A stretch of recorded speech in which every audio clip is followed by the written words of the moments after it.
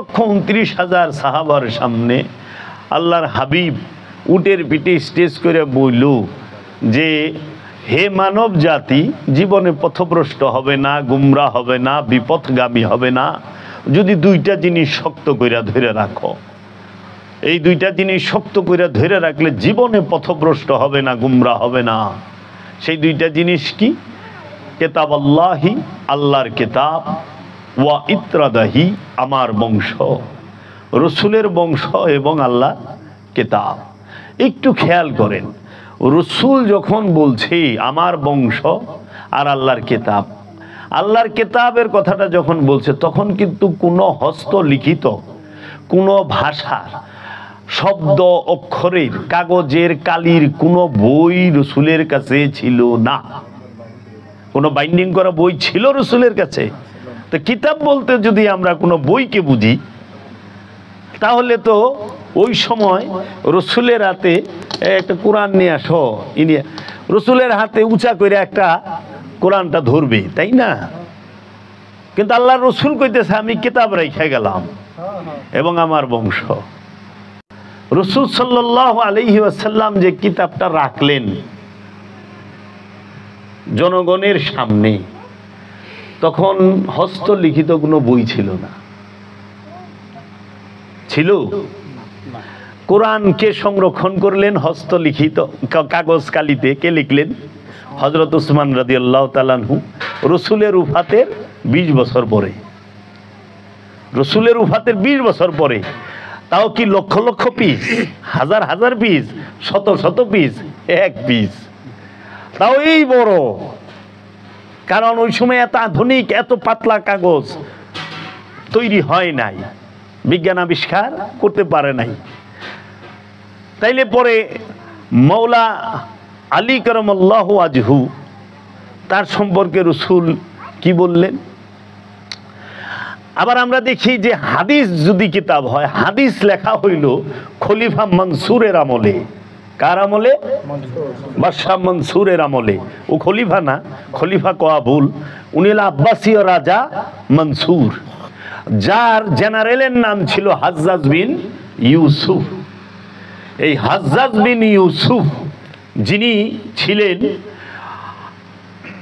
এই রাজা মনসুরের আমলে, যখন বাগদাদ থেকে আইসা কাবা আক্রমণ করে মক্কা গড় ভাঙ্গা, মাটির সাথে কাবা গড় ভাঙ্গা মিলায় ফেলাইছিল। কে?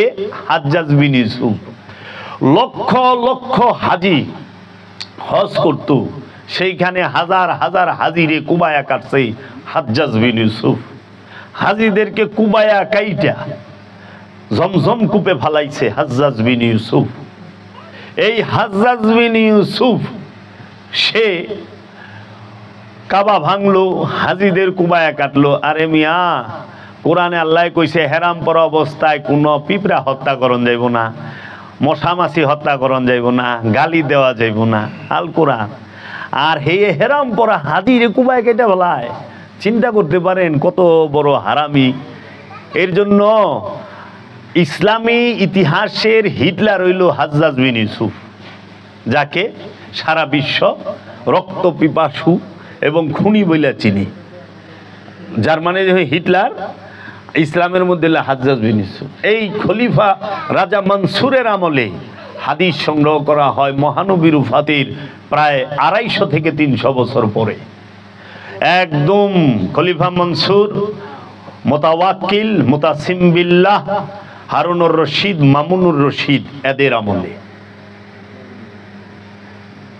আমি যদি হাদিস নিয়ে আলোচনা করি, কে টাইম টু টাইম নাম দইরা কে কোন সময় হ্যাগো কিতাব থেকে রেফারেন্স দিব। আমার তার আলাদা কিছু নাই, আমি ওনাদেরটা পড়ছি। আমি দেখছি ইমাম বুখারী রহমতুল্লাহ আলাইহির জন্ম 810 সালে, ইংরেজি 810 সাল। রসুলের ইন্তেকাল উফাত 632 সাল। 632 থেকে 810, 178 বছর হয়। রসুলের ইন্তেকালের 178 বছর পরে ইমাম বুখারীর জন্ম। 810 সাল থেকে তিনি বড় হয়েছে 20 বছর, 830 সাল। এখন আপনি একটু ইন্টারনেটে ঢুকে সার্চ দেন 810 সালে জাজিরাতুল আরবের রাজা কে আছিল, যায় দেখবেন বাইরে গেছে রাজা মনসুর, বাদশাহ হারুনুর রশিদ, বাদশাহ মামুনুর রশিদ, মুতাসিম বিল্লাহ, মুতাওয়াক্কিল, এরা তাদের আমলে তারা রসুলের জাত শত্রু, রসুলের আওলাদদেরকে বিষ পান করায় এরা মারছে। তাহারা রসুলের হাদিস সংগ্রহ করছে 23 লক্ষ হাদিস, 6 জন সিহাসেত্তার 6 জন হাদিস বেত্তা সংগ্রহ করছে। তার থেকে মাত্র 23,000 হাদিস সহি বইলা রাখছে, বাকি 99% হাদিস ফালায় দিছে। যদি এই সম্পর্কে কেউ জানতে চান, একটি বই আছে, বইটার নাম হলো হাদিস সাহিত্যের ইতিহাস, সাদুল্লাহ সাহেব। আরেকটা কিতাব আছে কারবালা ও মবিয়া, সৈয়দ গোলাম মুর্শেদ সাহেবের। একটু পইরা দেখবেন থইলার বিড়াল বাইরেই যাওগা। বাবা জাহাঙ্গীরের কিতাব আছে একটা, নিম্নবিচিত্র দাহ এবং সুফিবাদ আত্মপরিচয়ের একমাত্র পথ। পড়েন না, আপনি তো সত্যই চান। তা আমি তো ডেট কইতেছি, লক্ষ হাজারে আহে কেমনি? 23 লাখ উন থেকে রাখছে 23,000, মানে 99% বাদ। আপনি একটু চিন্তা করেন, আল্লাহর রসুলের নামে 99টা মিশা কথা কইয়া পারে, এইরকম জঘন্য লোকেদেরকে আমরা কি রাহিমাহুল্লাহ কইয়া পারি? রসুলের নামে যারা মিশা কথা কয়, 99টা মিশা কথা কইছে রসুলের নামে। হায় হায় হায়। একটা আবার আরোই কি সিহাসেত্তার 6 জন হাদিস বেত্তার 6 কিতাবের থেকে নাসিরউদ্দিন আলবানী সাহেব তিনি আবার জাল হাদিস বাইর করছে, শহীদ থেকে জাল বাইর করছে। কি আরেক বিপদ! এরা তো জালের থেকে সহি বাইর করছে সিহাসেত্তার, আর নাসিরউদ্দিন আলবানী সাহেব ইনি কি করছে, শহীদ থেকে জাল বাইর করছে। ওর সিনা আমরা গোলক ধাঁধায়। তো এখন রসুল যে গাদিরে খুমে বলল, আমি তোমাদের কাছে 2টা জিনিস রাখলাম, একটা আল্লাহর কেতাব আর একটা আমার বংশ। আল্লাহর কেতাব যখন বলছে, রসুল এরকম বাইন্ডিং করা কোনো বই উঁচা করে ধরে নাই, এরকম বাইন্ডিং করা কাগজের কালির লেখায় আরবি ভাষা এরকম ধরেন নাই। বলছে আমি কেতাব রাখলাম। তাহলে সেই কিতাব কি? এখন আবার কোরআনে যদি আমরা খেয়াল করি, আল্লাহ কইছে আমি কেতাবের মধ্যে কোরআনকে সংরক্ষণ করে রাখছি লৌহে মাহফুজে। কেতাব আর কোরআন। কোরআন কি? হুদাল্লিন নাস, মানুষের জন্য হেদায়েত। কেতাব কি? হুদাল্লিল মুত্তাকিন, মুত্তাকির জন্য হেদায়েত।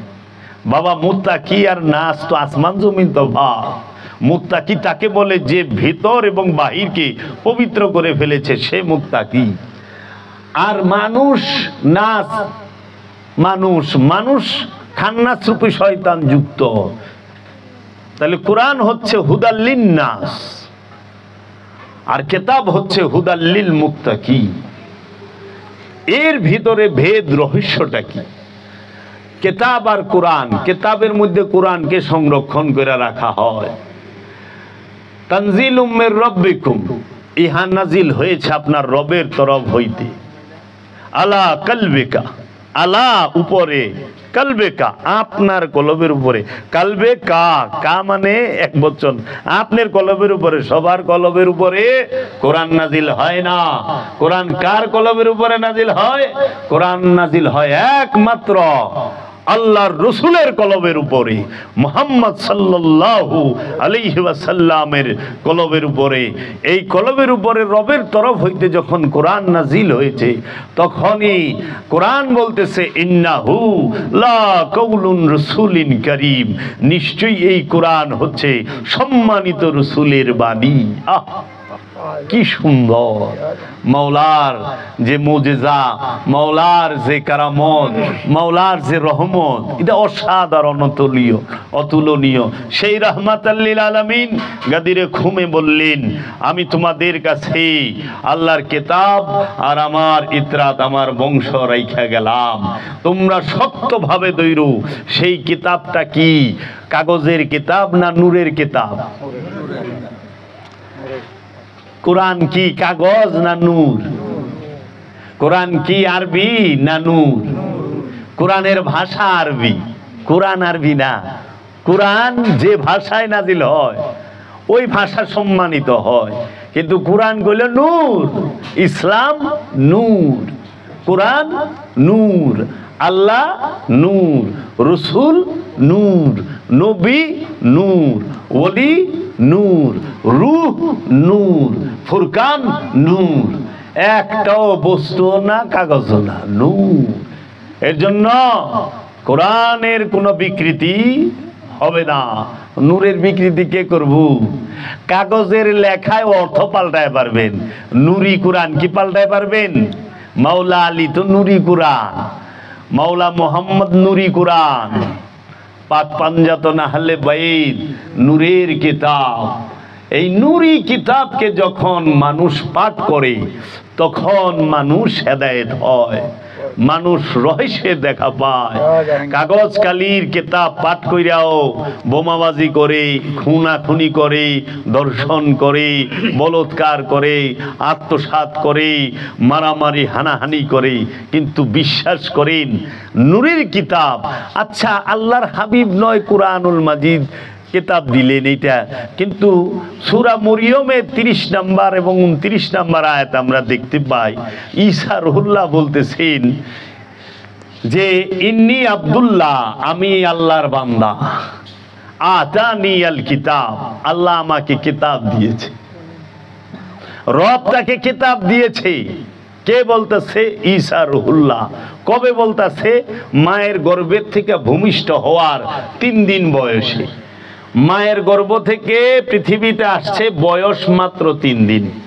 এই 3 দিনের শিশু বলতাছে আমি আল্লাহর বান্দা, আমারে আল্লাহ কিতাব দিয়েছে এবং নবী হিসাবে মনোনীত করেছে। সূরা মরিয়মটা একটু পড়েন। আমার প্রশ্ন হইল, মা মরিয়মের গর্ভ থেকে ঈসা রুহুল্লাহ কি এরকম কাগজ কালির বাইন্ডিং করা কোনো বই লইয়া বাইরেই ছিল? অথবা 3 দিনের শিশুর উপরে ধাপাস কইরা আল্লাহ রব্বুল আলামিন আসমান থেকে কোনো বই ভালাই দিছিল? অথবা জিবরাইল দিয়া গেছিল? না, সেই কিতাবটা কি নূরের? সেই কিতাবটাকে স্বয়ং ঈসা রুহুল্লাহ নিজে। ঈসা রুহুল্লাহর ধ্যান যে করছে সে মুমিন হয়ে গেছে। তাই নূরের কিতাব মাওলা মুহাম্মদ মুস্তাফা সাল্লাল্লাহু আলাইহি ওয়াসাল্লাম, এই মাওলা মুহাম্মদ সাল্লাল্লাহু আলাইহি ওয়াসাল্লামের নূরের চেহারা মোবারক, এই নূরের কিতাবকে যারা ধ্যান করছে, যারা অনুসরণ করেছে, যারা এই নূরের কিতাবকে সব সময় শয়নে স্বপনে নিশীতে সব জাগরণে নিদ্রায় উঠতে বসতে খাইতে লইতে সর্বক্ষণ যখন তার অনুসরণ করছে, ধ্যান করছে, সেও কিতাবে পরিণত হয়ে গেছে। এর জন্য কিতাব 2 প্রকার, একটা হলো মেজাজি আর একটা হলো হাকিকি। ওই নূরের কিতাব যাহা বলে সেইটাকে কাগজের মধ্যে যে কোনো ভাষায় কালি দিয়া লিখা রাখে, ধইরা রাখে যে নূরের কিতাব এই কথাগুলো বলছে, তখন এইটাকেও কিতাব বলা হয়। কিন্তু ওই কিতাবটা হয় মেজাজি, আনুষ্ঠানিক, কাগজ কালির বাইন্ডিং এর কিতাব। এর জন্য নূরের কিতাব থেকে যে বাণী বের হয় সেই কিতাবকে ধইরা রাখতে হয় কাগজের বইয়ে, কাগজের মধ্যে। এর জন্য রাহমাতাল লিল আলামিন নূরে মুজাসসাম সৈয়দুল আম্বিয়া সাল্লাল্লাহু আলাইহি ওয়াসাল্লাম যাহা বলেছেন সেই বাণীগুলো যখন সাহাবায়ে কেরাম ধরে রাখছে, তখন সেই ওই বাণী ধরে রাখার যে বইটা তাকেই কোরআন নাম দেওয়া হয়েছে। মেজাজি, হাকিকি না। হাকিকি কোরআন স্বয়ং মহানবী নিজে, হাকিকি কোরআন স্বয়ং মহানবী নিজে। এই কোরআনকে 24 বৎসরে, কেউ বলে 23 বৎসরে ধাপে ধাপে আমাদেরকে আল্লাহর হাবিব দান করেছে। কোরআনে মুমিনের জন্য হুকুম নাই, রসুলের জন্য হুকুম থাকবো কই থেকে? সারা কোরআনে মুমিনের জন্য একটা আদেশ নাই, একটা হুকুম নাই, 2-3 বার আছে অনুরোধ। আর রসুল সে তো নিজেই নুরি কোরআন। এখন আমি কালকে একটা আলোচনায় করতে যাই কোরআনের রেফারেন্সটা যখন ধরলাম, তখন আমার কাছে একটা আয়াত এলো কোরআনের, যে ওইখানে অনুবাদ করে রাখছে, হে নবী আপনি তাহাদেরকে অন্যদেরকে অনুসরণ করেন না, তাইলে আপনি পথভ্রষ্ট হবেন। নাউজুবিল্লাহি মিন যালিক, অধিকাংশ মানুষকে অনুসরণ করেন না। এইটা সারাসার তাদের ভুল বাবা। কারণ আল্লাহর হাবিব রাহমাতাল লিল আলামিনের জন্য আল্লাহর কোনো হুকুম দাসত্বের নাই। আছে কি মানুষকে সতর্ক করার জন্য আল্লাহ হুকুম দিছে, হে আমার হাবিব আপনি কাফেরদেরকে বলুন, হে আমার হাবিব আপনি মুশরিকদেরকে বলুন, হে আমার হাবিব আপনি আমানুদেরকে বলুন, হে আমার হাবিব আপনি মানুষদেরকে বলুন, হে আমার হাবিব আপনি মানব জাতিকে বলুন। এইভাবে আল্লাহ বলছে।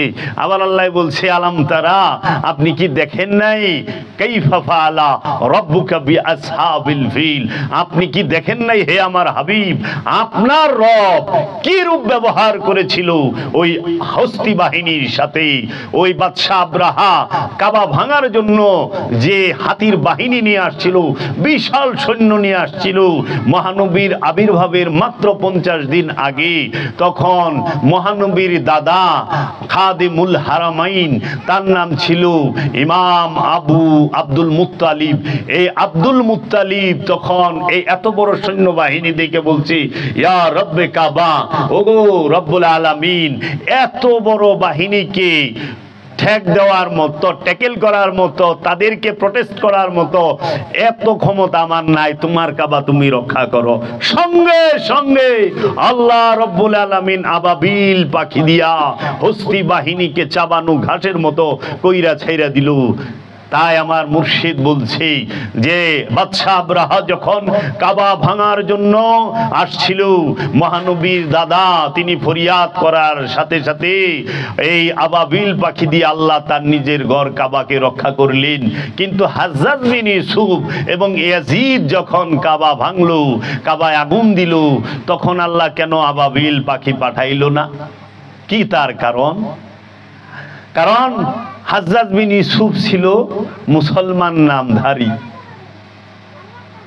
তারা কাবাকেই সেজদা করতো না, নামাজ তো পড়তো। তা তুমি কাবারে যদি ক্ষতিগ্রস্ত করো তখন তো আল্লাহর, কারণ আল্লাহ কোরআনে কয়া দিচ্ছে যে তার নিজের ভাগ্য পরিবর্তন করে না, আল্লাহ তার ভাগ্য পরিবর্তন করে না। আবার আল্লাহ কোরআনে কয়ে দিয়েছে যে জাতি তার নিজের ভাগ্য পরিবর্তন নিজেরা না করে, আল্লাহ তার ভাগ্য পরিবর্তন করে না।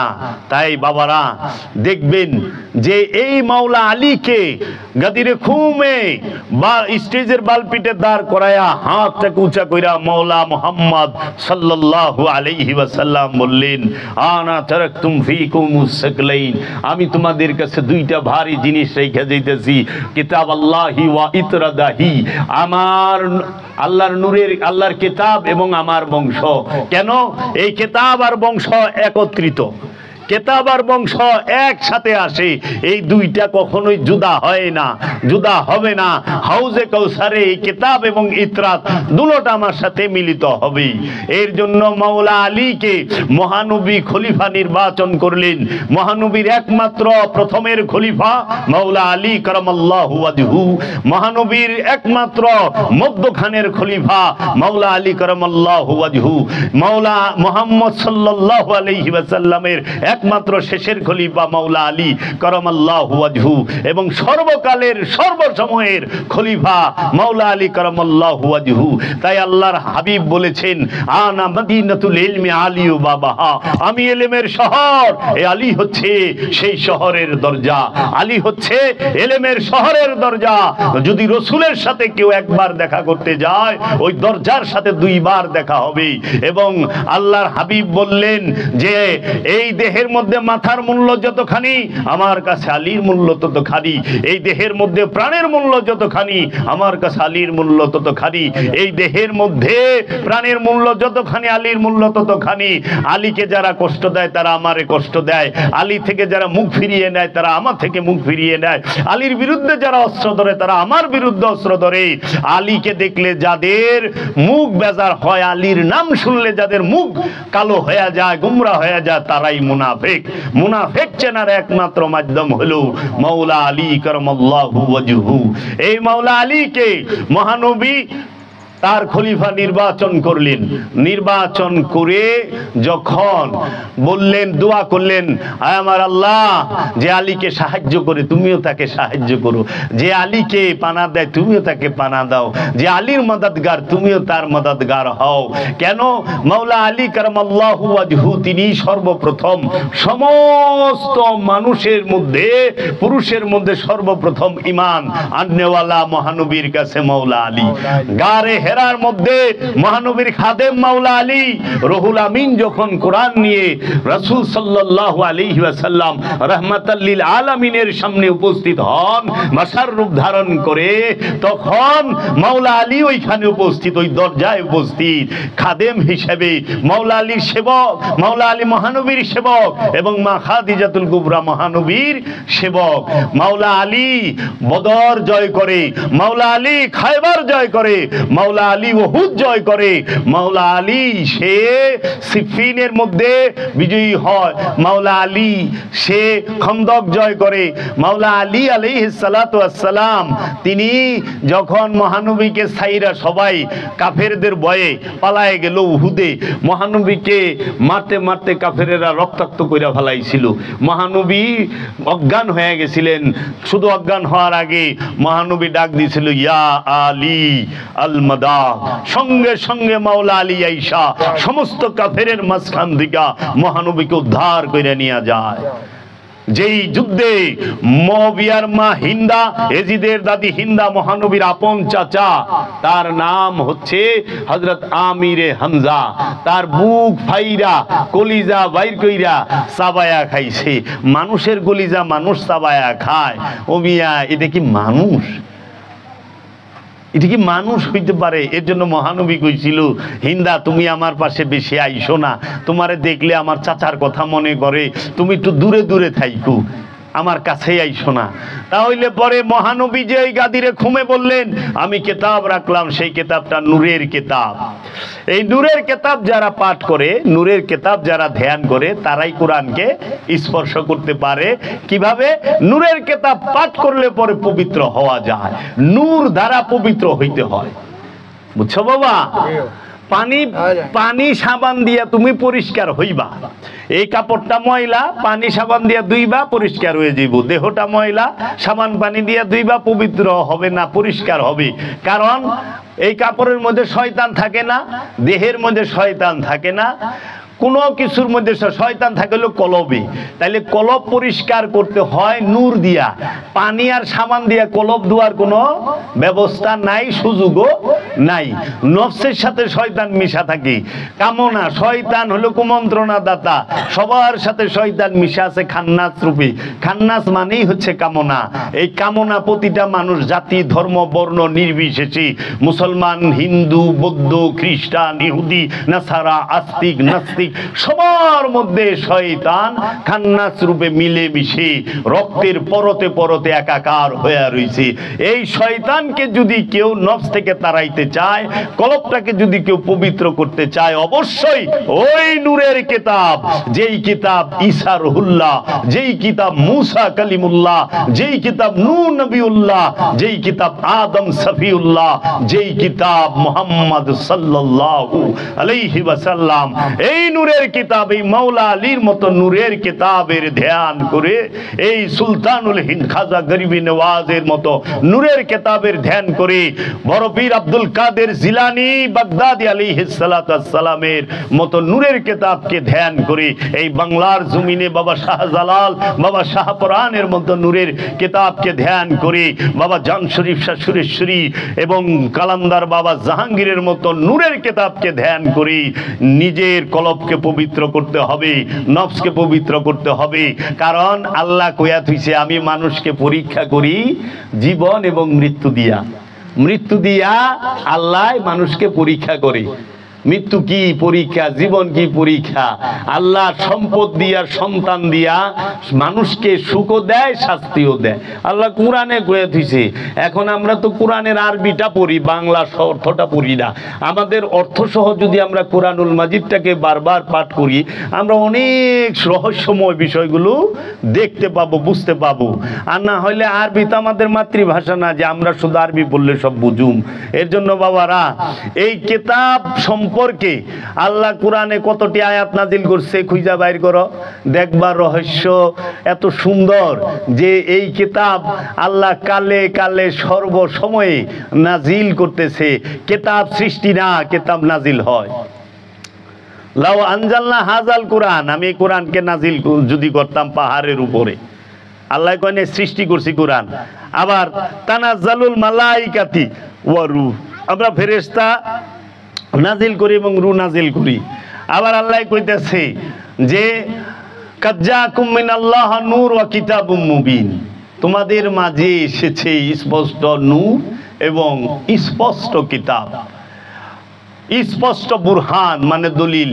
তাহলে বুরহানকে মহানবী, কিতাবকে মহানবী, ফুরকানকে মহানবী, কোরআনকে মহানবী, নূরকে মহানবী, নূর আলা নূরকে মহানবী। তাহলে এই নূর বাদ দিয়া আমরা যখন ভাষার উপরে জোর দিমু, তখন আমাদের কলব নফস পবিত্র হবে না। কারণ ভাষা দিয়া নফস পবিত্র হয় না। যদি ভাষা দিয়া কলব পবিত্র হতো, তাহলে সৌদি আরবে সবাই পবিত্র কলবের অধিকারী থাকতো। কারণ সৌদি সবাই তো আরবিতে কথা কয়, তাই না? আবু জেহেল আরবিতে কথা কইছে না? আরবিতে কথা কইলে যদি সবচেয়ে বেশি আমরা স্বর্গে যাই, তাহলে তো আরবের এই যে চোর বাটপার যেগুলা সেইগুলা যাইব গা। ফেরাউন কি ভাষায় কথা কইতো? হিব্রু ভাষায়। কোরআনে বর্ণিত 25টা নবী, একজন নবী শুধু আরবি ভাষায় কথা কইছে। অধিকাংশ নবী কথা বলছে হিব্রু ভাষায়। একজন নবী, মহানবী হযরত মুহাম্মদ সাল্লাল্লাহু আলাইহি ওয়াসাল্লাম, তিনি আরবি ভাষায় কথা বলছে বাবা, তার জবান ছিল আরবি। তাইলে আমরা যদি এই নূরের কিতাবকে না মানি, আল্লাহর ওলিদেরকে, আমরা যদি এই নূরের কোরআন যারা, তাদেরকে না মানি, শুধু এই ভাষার এবং বাইন্ডিং এরটা নিয়েই পইরা থাকি, তাইলে পরে আমরা কি সত্য পাবো? পাবো না। কারণ আপনি দেখেন, কোরআন খুলেন, সূরা ইখলাস। ইখলাস শব্দের অর্থ নির্ভেজাল তৌহিদ। ইখলাস শব্দের অর্থ কি? নির্ভেজাল তৌহিদ। ইখলাস শব্দের অর্থই হচ্ছে একাত্মবাদ, তৌহিদ।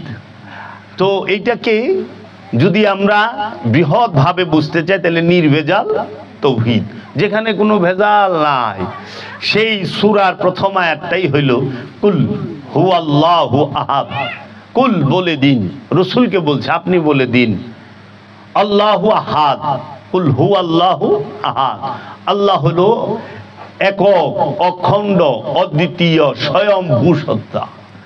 আহাদ মানে একক, এক না। ওয়াহেদ যদি কইতো, যদি এইরকম আয়াত হইতো কুল বলে দিন আল্লাহু ওয়াহেদ, তাইলে হইতো আল্লাহ এক। যেহেতু আল্লাহু ওয়াহেদ কয় নাই, আল্লাহু আহাদ কইছে, তার মানে আল্লাহ একক, এক থেকেই একক। বহুরু, এই একক যখন হয় তখনই আল্লাহ বলছে ওয়া নাহনু আকরাবু ইলাইহি মিন হাবলিল ওয়ারিদ, আমরা তোমার জীবন রগের নিকটেই অবস্থান করি। তানাজ্জালু, আমরা নাজিল করি, ওয়া নুফাত্তি মিন রুহি, আমরা রূহ ফুৎকার করি, আমরা হেদায়েত করি, আমরা রিজিক দেই।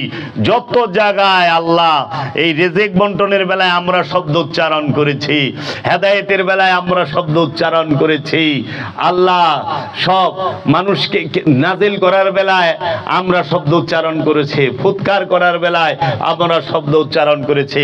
কিন্তু আফসোসের বিষয়, দুঃখের বিষয়, আমাদের প্রচলিত সমাজে কোরআনের এই অনুবাদগুলোর মধ্যে আপনি দেখবেন তাহারা এ আমরাকে, নাহানুকে, তানাজ্জালুকে, ইন্না নিশ্চয় আমরা, ইন্নি নিশ্চয় আমরি, আমি, তো এই ইন্নারেও আমি করে থুয়া দিছে। তখন দর্শনটাই চেঞ্জ হয়ে গেছে। যে কোরআনের যে দর্শন। এই আপনি এই কিছুক্ষণ আগে আমি সূরা আল ইমরান পাঠ করতেছিলাম, ওই সময় দেখলাম একটা আয়াতের অনুবাদ করছে অ্যাপসের মধ্যে, দেখলাম যে হে মুমিনগণ তোমরা সুদ খায়ও না। কোন তো কি এর মধ্যে কি আল্লাহ কইছে ইয়া আইয়ুহাল্লাযিনা আমানু লা তাআকিলুর রিবা, হে আমানু সুদ খায়ও না। আল্লাহ কইছে আমানু সুদ খায়ও না, আর সেইটার অর্থ করে থুইছে আমানুর অর্থ বাংলা করছে মুমিন। তো মুমিনও তার আরবি শব্দ, আমানু আরবি শব্দ। আমানু হইল রসুলের মুরিদ, আর মুমিন হইল রসুলকে ধারণকারী, যে রসুলের গুণে গুণান্বিত হয়ে গেছে, রসুলের রূপে রূপবান, রসুলের নূরে নূরময়, তিনি মুমিন। যার সাথে আল্লাহ থাকে, আমানুর সাথে আল্লাহ থাকে না, আমানুর সাথে শয়তান থাকে, মুমিনের সাথে আল্লাহ থাকে। হে মুমিন রে কইতেছে অনুবাদে, হে মুমিন সুদ খায় না। তাই আমি বললাম মুমিন কি কয়, আমি আর খাইছি রে, মুমিন সুদ খায়, পাগল লইছেন আপনারা। তা আমানুর অর্থ মুমিন করলেন কেন? তাহলে মানুষ এখন পড়ছে যে কই দেখেন মুমিন সুদ খাইব না। আল্লাহ কইছে ইয়া আইয়ুহাল্লাযিনা আমানু ওয়া আকিমুস সালাত, হে আমানু সালাত কায়েম করো, অর্থে কইরা থইছে হে মুমিন সালাত করো। তো মুমিনের জন্য সালাত না আমানুর জন্য সালাত? এর জন্য বাবা এই নূরের কিতাবকে প্রত্যাখ্যান কখন থেকে করলো? যখন রসুল উফাত লাভ করলেন, রসুলের দেহ মুবারকটারে 3 দিন পর্যন্ত জমিনের উপরে রসুলের হুজরা শরীফে রাইখা দিল। রসুলকে দাফন করলো 3 দিন পরে মাওলা আলী, মা ফাতেমা, হজরত সলমান ফারসি, আবু যর গিফারি, মাওলা হাসান, মাওলা হুসাইন, এইরকম ভাবে এই আসহাবে সুফার সাহাবী এবং পাক পাঞ্জাতনের মিলে সর্বোচ্চ বলে 26 জন লোক ছিল রসুলের দাফনের সময়। কিন্তু ওই সময় মদিনার মানুষ 40,000, বাকি লোক গেছে কই? বাকি লোকগুলো গেছিল ওই যে রসুলের ইন্তেকালের পরে কে ক্ষমতায় বইব, কে খলিফা হবে, কে প্রধানমন্ত্রী হবে, কে শিক্ষামন্ত্রী হবে, কে অন্ন বস্ত্রমন্ত্রী, খাদ্যমন্ত্রী, এই মন্ত্রণালয় লইয়া, এই উজির নাজিরি লইয়া ব্যস্ত ছিল। রাসূল সাল্লাল্লাহু আলাইহি ওয়াসাল্লামের দাফনের সময় এই হতভাগা আমরা যারা দেখলাম এরা থাকতে পারে নাই। তাই মাওলা আলী এই নিয়ে কোনো কথাই বলে নাই রসুলের উফাতের পরে। যখন এই বাগে ফিগাত মা ফাতেমা থেকে ক্ষমতায় বৈশাই হযরত আবু বকর সিদ্দিক তিনি কি করলেন? বাগে ফিগাতটাকে বাজেয়াপ্ত করলেন। আপনারা কয়জনে জানে বাংলার মুসলমান যে মা ফাতেমা আলাইহিস সালাতু ওয়াস সালাম মাত্র, আমি যতটুকু গবেষণা করে দেখছি 20 থেকে 26 বছর, বিভিন্ন রেওয়ায়েত, কেউ বলছে 20, কেউ বলছে 22, কেউ বলছে 24, কেউ বলছে 26। আমারও তো একটা হিসাব আছে। তা আমি যা দেখি যে এই 26 বছর বয়সে মা ফাতেমাতুজ জাহরা আলাইহিস সালাতু ওয়াস সালাম সুস্থ মানুষ, সে ইন্তেকাল করলেন। মহানবীর ইন্তেকালের মাত্র 6 মাসের ভিতরে, মাত্র 6 মাস কি হয়েছিল, কি এমনই ছিল। মহানবীর সাথে তো মা ফাতেমা মক্কা বিজয়ে উপস্থিত ছিলেন, বিদায় হজে উপস্থিত ছিলেন, গাদিরে খুমে উপস্থিত ছিলেন, সমস্ত সফরে উপস্থিত ছিলেন, মা ফাতেমা মহানবীর দাফনের সময় উপস্থিত ছিলেন।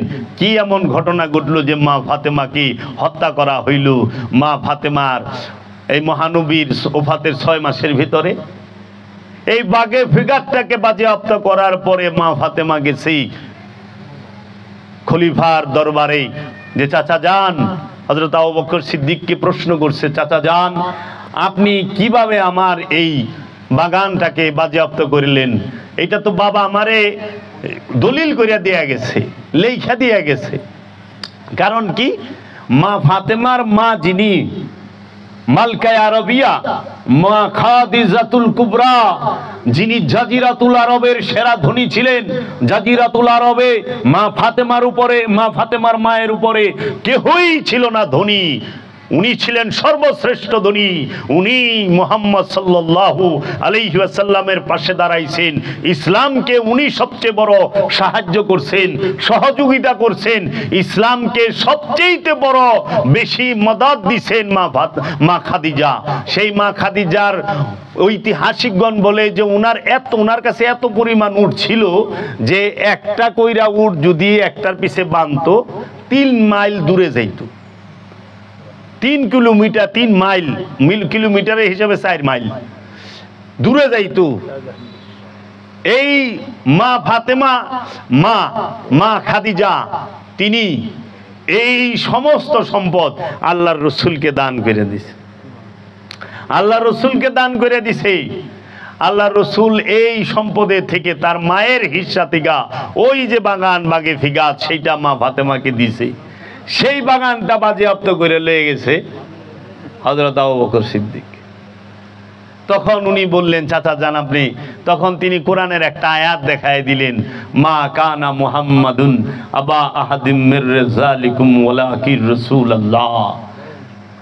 মুহাম্মদ সাল্লাল্লাহু আলাইহি ওয়াসাল্লাম কাহারও পিতা না, কোন পুরুষের পিতা না। এই আয়াত দেখা যেত, যেহেতু কেউর পিতা না, আপনি ওয়ারিশন কেমনে? উনি সমস্ত সম্পদ এই উম্মতের জন্য দিয়ে গেছেন। তাহলে এইটা একটা সুন্নত রসুলের। যারা রসুলের সুন্নত না, সমস্ত নিজের সম্পদ উম্মতরে দিয়ে দেওয়া। তাহলে এই ফতোয়া আপনি বুখারী শরীফ খুলেন, বাইরে উম্মতরে দিয়ে গেছেন। তা ঠিক আছে, রসুলই যদি সমস্ত সম্পদ উম্মতরে দিয়ে যায়, তাহলে সূরা নিসার মধ্যে সম্পদ বন্টনের আইন কেমনে রাখে রসুল? তাহলে তো উনার সন্তানকে তো উনি সম্পদ দিল না। আচ্ছা, রসুল যদি সব সম্পদ উম্মতকে দেওয়া যায়, তা আপনারা তো রসুলের সুন্নত ছাড়া চলেনি না, এমন কর না সুন্নত নাই, শরিয়ত নাই, তা নিজেকে সম্পদ পোলামানরে দেন কে? উম্মতে মুসলিমার জন্য দিয়ে দিবেন? এই সুন্নত কেউ পালন করে না। এর লেগে আমার মুর্শিদ কইছে, মহানবীর প্রথম সুন্নত পালন করণের একটা মুসলমান জগতে আছে কিনা সন্দেহ। সেটা কি?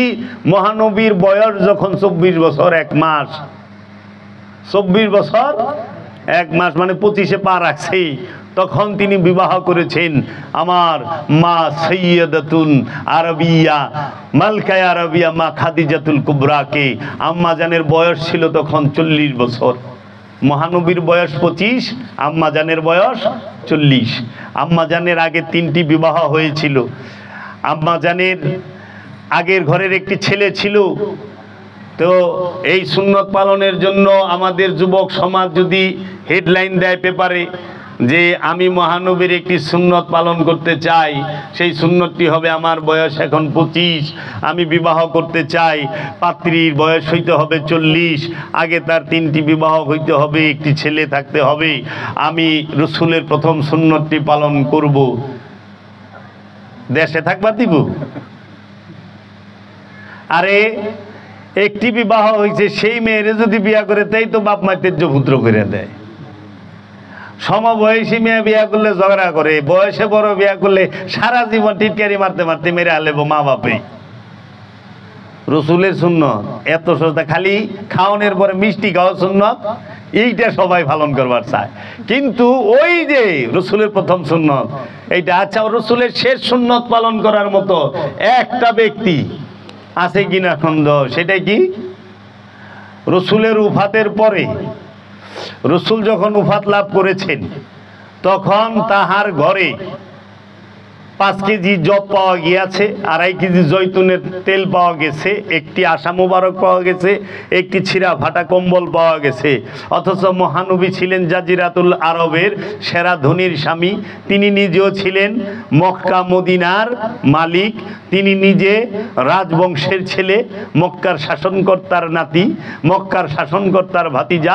তিনি নিজে যে 27টা যুদ্ধ করছে, সেই 27 যুদ্ধের থেকে 5টা যুদ্ধের মাল সম্পদ, গনিমতের মাল দিছে আল্লাহর তরফ হইতে রসুলকে। তাইলে 5টা রাজার সম্পত্তি, 27টার থেকে 5টা রাজার সম্পত্তি তো দিছে।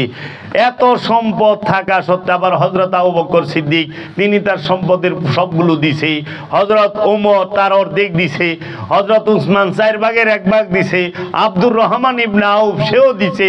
এত সম্পদ দেওয়ার পরে রসুলের ঘর থেকে পাওয়া গেল 5.5 কেজি জব, 2.5 কেজি জয়তুনের তেল।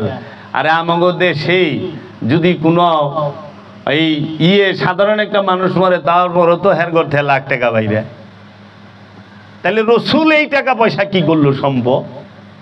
মানুষকে খাওয়াইতে খাওয়াইতে সে নিজেই নিঃস্ব হয়ে গেছে। খালি এই মক্কার কাফের গুন্ডা, এই মক্কার জামানু আছে সবাই রে সার্বজনীনভাবে ওটের ঝোল আর খবুজ দিয়া খাওয়াইতে খাওয়াইতে শেষ। কিন্তু মুখ দেখা খাওয়ান দেয় নাই। ওই ইতিহাসে এরা তো কয় বুঝে না যে আজকে কি কইতেছি, আগামী বৃহস্পতিবারে কি কম কইয়া যায়। খালি কইবার লাইছে মহানবী দিনের দাওয়াত দিব, তেল লিগা প্রথমে আয়োজন করছে খাবারের, কারণ আরবে খাওয়ানোর অভাব। দুর্ভিক্ষের মধ্যে খাওয়ান দেয়, পাবলিক বয়ে থাকুন যায়। তেহান উটের জুল করছে আর রুটি সবাইরে দাওয়াত করছে খাইবা, খাওয়াইছে আগে সবাইরে। আবুল আহাব, সাহেবা, উকবা, আবু জেহিলা, মুগিরা এই জুল খাইছে, সবাই খাইছে। খাওয়ানোর পরে জায়গা খালি। একদিন গেছে গা, 2 দিন গেছে গা, 3 দিনের দিন মৌলালি কইছে খারাও কি রে খাওয়াইলো শুনবা না? 2টা কথা কইব হুইনা যাও, খাইছ শুন। তখন বইছি, তখন মহানবী বলছি, দিনের দাওয়াত দিছি, ইয়া আইয়ুহান্নাস কুলু লা ইলাহা ইল্লাল্লাহ ইন্নী রাসূলুল্লাহ। হে মানুষেরা তোমরা বলো এক আল্লাহর দাসত্ব করো, আল্লাহ ছাড়া কোনো মাবুদ নাই। ইন্নী নিশ্চয়ই আমি রাসূল আল্লাহ, আল্লাহর রাসূল, আল্লাহর তরফ হইতে প্রেরিত। তোমরা আমার কথা মানো, আমার কথা শুনো। তখন তাহারা এই তার দিকে মুখ পিঠ ফিরায় চলে গেল রসুলের দিকে। তো উটের জুল করে খাওয়াইতে খাওয়াইতে রসুল সব সম্পদ শেষ করে ফেলাইছে। আর আমরা হে রসুলের কোরআন দেওয়া কোরআন, রসুলের বাণী তো কোরআন, রসুলের বাণী তো হাদিস, সেই রসুলের বাণী কোরআন আর হাদিস পইরা আমরা টিনের ঘর থেকে 10 তলার মালিক ওই রিক্সা থেকে প্যারাডুলোয় ঘুরি। তাহলে রসুলের দর্শন কি আর আমাগো দর্শন কি? রসুলের বাণী বইলে আমরা ধনী হই, আর রসুল তার বাণী প্রচার করতে যায় আর নিঃশেষ হয়ে গেছে, তাই না? রসুলের নামে 5 শতক জায়গা আরবে আছে কিনা যায় দেহু, 10 শতক জায়গা আছে কিনা। কাবা শরীফের একটা গেট নাই রসুলের নামে। আমি তো স্পষ্ট বললাম, মসজিদুল হেরেমের মধ্যে একটা গেট আছে মুহাম্মদ সাল্লাল্লাহু আলাইহি ওয়াসাল্লাম অথবা তার বংশের কাহারও নামে না। 10টা গেটে বাদশা গোনা, Omar bin Abdul Aziz gate, king Fahad gate, বাদশা আব্দুল্লাহ গেট। কাবা কার? আল্লাহ। কাবা কার? রসুলের। রসুল দোয়া করছে দেখেছেন কাবা হইছে না? কাবা হইতো না তো, রসুল দোয়া করছে, এর জন্য রসুলের দোয়ায় কাবা হয়। এই কাবার মধ্যে রসুলেরই নাম নাই। উচিত কথা কইলে হাজি সাহেব মিছা কইলাম? জান হ্যাঁ গো কিতাবি পড়েন একটু, যারা সৌদি আরব গেছে তাগো থেকে খুঁজলেন ভাই কাবা ঘরের কয়টা গেট, কোন গেটটার মধ্যে কয়টা রসুলের বংশের নামে কোন রুডের নাম আছে না? সব কিং এগো নামে। কারণ কি? হেরানা বলে অনেক ভালোবাসে মানুষ, তাদের স্মৃতিকে ধরে রাখে না, ঐতিহ্যকে। তো রসুল যেখানে যুদ্ধ করছে, সেই যেখানে কদম মুবারক রাখছে, সেই জায়গাটাকে স্মৃতি হিসেবে ধরে রাখবে না? রসুল যে ঘরে আগমন করছেন, সেই ঘরটাকে স্মৃতি হিসেবে ধরে রাখবে না? রসুলের সাহাবায়ে কেরাম যারা, তাহারা যে শাহাদাত হয়েছেন, তাহারা যে এক একজন বীর বীর বীর বীর বিক্রম, বীর উত্তম, বাংলা ভাষায় যদি বলি, তারা মুজাহিদ, বীর মুজাহিদ। তাদের স্মৃতিগুলাকে, ঐতিহ্যগুলোকে ধরে রাখবে না আমাদের অনুপ্রাণিত করার জন্য? তারা তো সব ধ্বংস করছে। মানে কি? কি মানে? কারণ ইসলাম ধর্মের পূর্ববর্তী যত ধর্ম আছে, কোন ধর্মের নবী, রসুল এবং সাহাবায়ে কেরামদের কোন নিশানি খুঁজে পাওয়া যায় না। তোমাকে টিকিয়ে রাখবা, এটিও বাঙ্গ। এলে কই আমেরিকার দালাল কেরা, ব্রিটিশের দালাল কেরা? আমার ভিসা তো সৌদি আরবেও বন্ধ হইব, আমেরিকাও বন্ধ হইব, ইংল্যান্ডেও বন্ধ হইব। জায়গা মতো না দিলে জান্নাতুল বাকিতে ৬০,০০০ সাহাবা কেরাম সহ ৭,০০০ সাহাবায়ে কেরামের রওজা এবং ৬০,০০০ মাজার ছিল।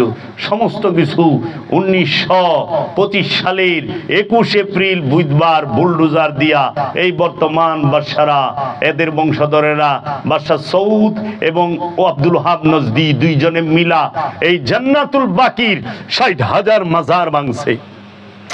এইটি হলো মুসলমানের ঐতিহ্য, যে মুসলমান এর থেকে অনুপ্রাণিত হবে মুজাহিদদেরকে দেখে, সাহাবায়ে কেরামের আদর্শ দেখে। এটি নিশানি রাখছে যে এইটা এই সাহাবীর রওজা।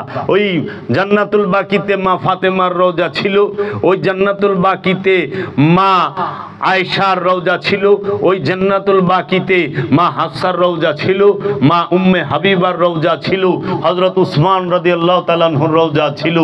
এইরকম ভাবে জলিলুল কদর সাহাবায়ে কেরাম এবং নবী বংশের অনেকের রওজা ছিল, মাজার ছিল।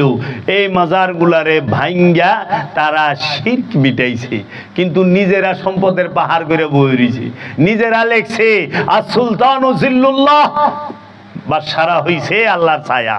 এটা শিরক না? এটা শিরক না? ইয়া নবী বলে শিরক। আর সুলতান ও জিল্লুল্লাহ খুতবায় পড়ে না, আর সুলতান ও জিল্লুল্লাহ। আমরা যদি বলি রাহমাতাল লিল আলামিন, আমরা যদি বলি নবী আল্লাহ রসুল আল্লাহ ইয়া নবী কিয়াম করি, আমরা যদি গুরুরে বাবা কই তাইলে কয়ে বিদাত শিরক। আর হেরাজে রাহিমাহুল্লাহ কয়, রাহিমাহুল্লাহ বুঝেন? রাহিমাহুল্লাহ অর্থ কি? আল্লাহর তরফ হইতে রহমত। অনেক সব মৌলবীরা রাহিমাহুল্লাহ হয়ে গেছে গা। আর ওলিয়ে কামেল গোকর রহমতুল্লাহ আল্লাহ, মানে আল্লাহ একটু রহমত দিয়ে দিও। ওলিয়ে কামেল গো দরকার রহমত, আর হেরা হয়ে গেছে রাহিমাহুল্লাহ। মানুষ বুঝবো কবে? এই ৬০,০০০ রওজা জান্নাতুল বাকিতে ভাঙছে। মহানবী যেই ঘরে আগমন করেছেন, মহানবীর দাদার ঘর, সেই ঘরটারে ভাঙছে। মহানবীর শৈশব যেই বাড়িতে কাটাইছে, যেই দাদার ঘরে দৌড়াইছে ঘুরছে, যেই মাওলা আলীর বাবার ঘরে মহানবী বড় হইছে, সেই মাওলা আলীর বাবার ঘরটারে বুলডোজার দা ভাঙছে। এই সেদিন ১৯২৫ সালে, এহান্তরি ১০০ বছর না, ৯৯ বছর আগে, মাত্র ৯৯ বছর আগে। ইন্টারনেটে একটু সার্চ দিয়া দেখেন 100 ইয়ার্স বিফোর জান্নাতুল বাকি, দেখবেন ভিডিও বাইরে কেমনে, আর এরা কে কি করলো সমস্ত কিছু আছে। মানুষ খুঁজবার পারে না, কিন্তু কতদিন লুকায় রাখবা, অনেক সত্য বাইরে গেছে। তো আস্তে আস্তে ভান্ডা ফুটতাছে। জান্নাতুল মাওয়া মক্কা শরীফে যে কবরস্থান, জান্নাতুল মাওয়ার মধ্যে মা খাদিজাতুল কুবরার রওজা মুবারক, এই মহান যে জননী, যিনি সমস্ত মুমিনগণের মাতা, যিনি রাহমাতাল লিল আলামিনের পাশে ছায়ার মতো থাকছে। জগতে ইসলামের জন্য সর্বশ্রেষ্ঠ দান, সর্বশ্রেষ্ঠ ত্যাগ, সর্বশ্রেষ্ঠ কুরবানি যদি কেউ কইরা থাকে, সে হইল মা খাদিজাতুল কুবরা। শুধু কি সম্পদ দিছে মা খাদিজা? শুধু সম্পদ দেয় নাই, মা খাদিজা কি দিছে? মা খাদিজা তার কন্যা মা ফাতেমাকেও কুরবানি দিয়া দিছে। মা খাদিজা তার সন্তান মাওলা আলীকেও দিয়া দিছে, মাওলা হাসানকে দিয়া দিছে, হুসাইনকে দিয়া দিছে, পুরা খানদান কাটায় দিছে ইসলামকে রক্ষা করার জন্য। সেই মা খাদিজার রওজাটাও ভাঙছে। মহানবীর দাদা আব্দুল মুত্তালিব, যার দোয়া আল্লাহ দোয়া করার সাথে সাথে আল্লাহ কবুল করছে, আবাবিল পাখি পাঠায় দিছে, সেই আব্দুল মুত্তালিবের মাজারটাও ভাঙছে জান্নাতুল মাওয়ায়। কেন বাংলা? এগুলা তো ধরে রাখার কথা। আমরা যে মুক্তিযুদ্ধ বাংলাদেশে হয়েছে 1971 সালে, মুক্তিযুদ্ধে কোন কোন হেলিকপ্টার ব্যবহার হয়েছে, কোনটা পাকিস্তানি থেকে পাইছে, রাখছে জাদুঘরে, সব রেখে দিছে না? আগার গায়ে গেলেই তো দেখি সব রাখছে। একটি ঐতিহ্য, আর এরা ঐতিহ্য মিটাইছে। তার পিছে কারণ কি? এরা কি ইসলামকে উপরে উঠাইছে, না ইসলামকে গোপনে গোপনে ধ্বংস করছে? কোনটা? ইসলামকে ধ্বংস করছে এরাই। রসুলের কোন স্মৃতি মক্কা মদিনা আমরা পাই না। আমরা ইয়া নবী সালাম আলাইকা কমু বেদাত শিরিক, হাজিরা রসুলের রওজা যাইবা শিরিক, শিরিক বিদাত, এটা হাজের বাইরে। ও তাই নাকি? আচ্ছা, টঙ্গী ইস্তেমায় গেলে 2 লক্ষ রাকাতের নামাজের সোয়াব হইব, আর রসুলের রোজায় যাও নি যাইব না? কি বুঝাইলেন? একবার তো প্রতিবাদ করলেন না, একটু মাথা খাটায় না কেন? রবিউল আউয়ালের ঈদে মিলাদুন নবীতে খুশি হইবেন? কই পাইলেন দলিল? কই? রসুল করেছে? সাহাবা করেছে? করেন নাই? দলিল নাই? কোরআনের দলিল দেখান, হাদিসের দলিল দেখান। অনেক যদি জিজ্ঞাই হুজুর ওয়াজ যে করেন এটার দলিল কো? কোরআনে আয়াত নাই, হাদিস নাই, রসুলও ওয়াজ করে নাই টাকা লইয়া, হ্যাঁ, কোনো সাহাবা ওয়াজ করে নাই টাকা লইয়া, কেউই করে নাই। আপনারা খালি দলিল চান। ইমামতি করলেন, এই যে বেতন নেন, খোসা দিবার এলে তো জায়গা মতো খোসা দেন লব। আপনাদের ধরুন না, কোন সাহাবি বেতন নিয়ে ইমামতি করছে, রসুল বেতন নিয়ে ইমামতি করছে, আপনি করেন, এটার দলিল ডাকে দেন। আরে বেদাত ধরলে সবই বেদাত, সবই বেদাত। এই পোশাক পাঞ্জাবি বেদাত হয়ে যাবো গা, বুতাম বেদাত হয়ে যাবো। বুতাম তো রসুল পরে নাই, এই টিপ বুতাম পরছে না বড়? তো এত সুন্দর পাঞ্জাবি ফিটিং ফাটিং, লাল রুমাল রসুল পরছে? সৌদি আরবের বাসারা যে লাল রুমাল পরে, এটা রসুল পরছে না? আল খিল্লা যে পরে বাসারা পরছে না? এটা আলাদা। বেদাত কইলে বাস বাড়ি পারবেন না। মসজিদে এসি লাগাইছেন বেদাত, চেয়ারে বহেন বেদাত, লাঠি লয়ে খাড়ায় রইছেন। হাই হাই রে, রসুল তো সেগুন কাঠের লাঠি লয়ে খাড়ায় নাই, কাঠোটা দেখান লাগবো। বেদাত এত খুঁচাইবার যায়েন না। যেইটা আপনি অনুষ্ঠান লইয়া আমাদের মতভেদ নাই, যদি দর্শন আলাদা হয় তাইলে মতভেদ আছে। একবার তো ধরলেন না, কেউ বাবা মসজিদে আলী বাংশ কেন, মসজিদে ফাতেমাতু জাহরা বাংশ কেন? 400 মসজিদ ভাঙছে, 400 মসজিদ। খবর আছে? বাংলাদেশ ভারত গরম হয়ে গেছেন এক বাবরি মসজিদ লেয়া, আর সৌদি আরবে 400 মসজিদ ভাঙছে, খবরই নাই। ভাঙ্গিয়া পায়খানা বানাইছে, যান না খোঁজেন। সারা বাংলা এই ভারতবর্ষে সৌদির পোল খইলা দিছে সুন্নি সবচেয়ে বিখ্যাত আলেম সৈয়দ হাশমি মিয়া। একদম এলে সৌদি সরকার হজের ভিসাই দেয় না, পোল খুলছে। কি কি করছস? আমরা কই ইয়াল্লাহ মাদাদ, ইয়ালি মাদাদ, ইয়া রাসূলুল্লাহ মাদাদ, ওরা কই ইয়া আমেরিকা মাদাদ। ওরা আমেরিকারে ডাকে। এগুলা বাংলেন কেন? সারা সৌদি আরবে যেখানে সুফি, যেখানে ওলি, যেখানে মুমিন পয়দা হয়েছে, সেইখানে এখন সুফিবাদের অস্তিত্ব নাই। কেন? কি কারণ? একটু খুঁজেন, গভীর ষড়যন্ত্র আছে। এটা শুধু এহেনকার না, একদম গোড়া থেকে ইসরায়েল নামের কোন দেশ এই ফিলিস্তিন ভূখণ্ডে ছিল না। ইসলামের এই ইসরায়েলের জন্মদাতা হইল সৌদি আর ইংল্যান্ড, ব্রিটিশ, এই দুইটাই মিলা ইসরায়েলের জন্ম দিছে। এই মধ্যপ্রাচ্যটার অশান্তি করে রাখছে এক এই খোটায়। ওই যে কুড়ালে জুড়ে যখন গাছের কূপ দেয়, মানে গাছে বোবা বাসায় কুড়ালে কয়, ওই তুই যে এত জুড়ে আমারে কূপ দেয়, তোর কষ্ট লাগে না?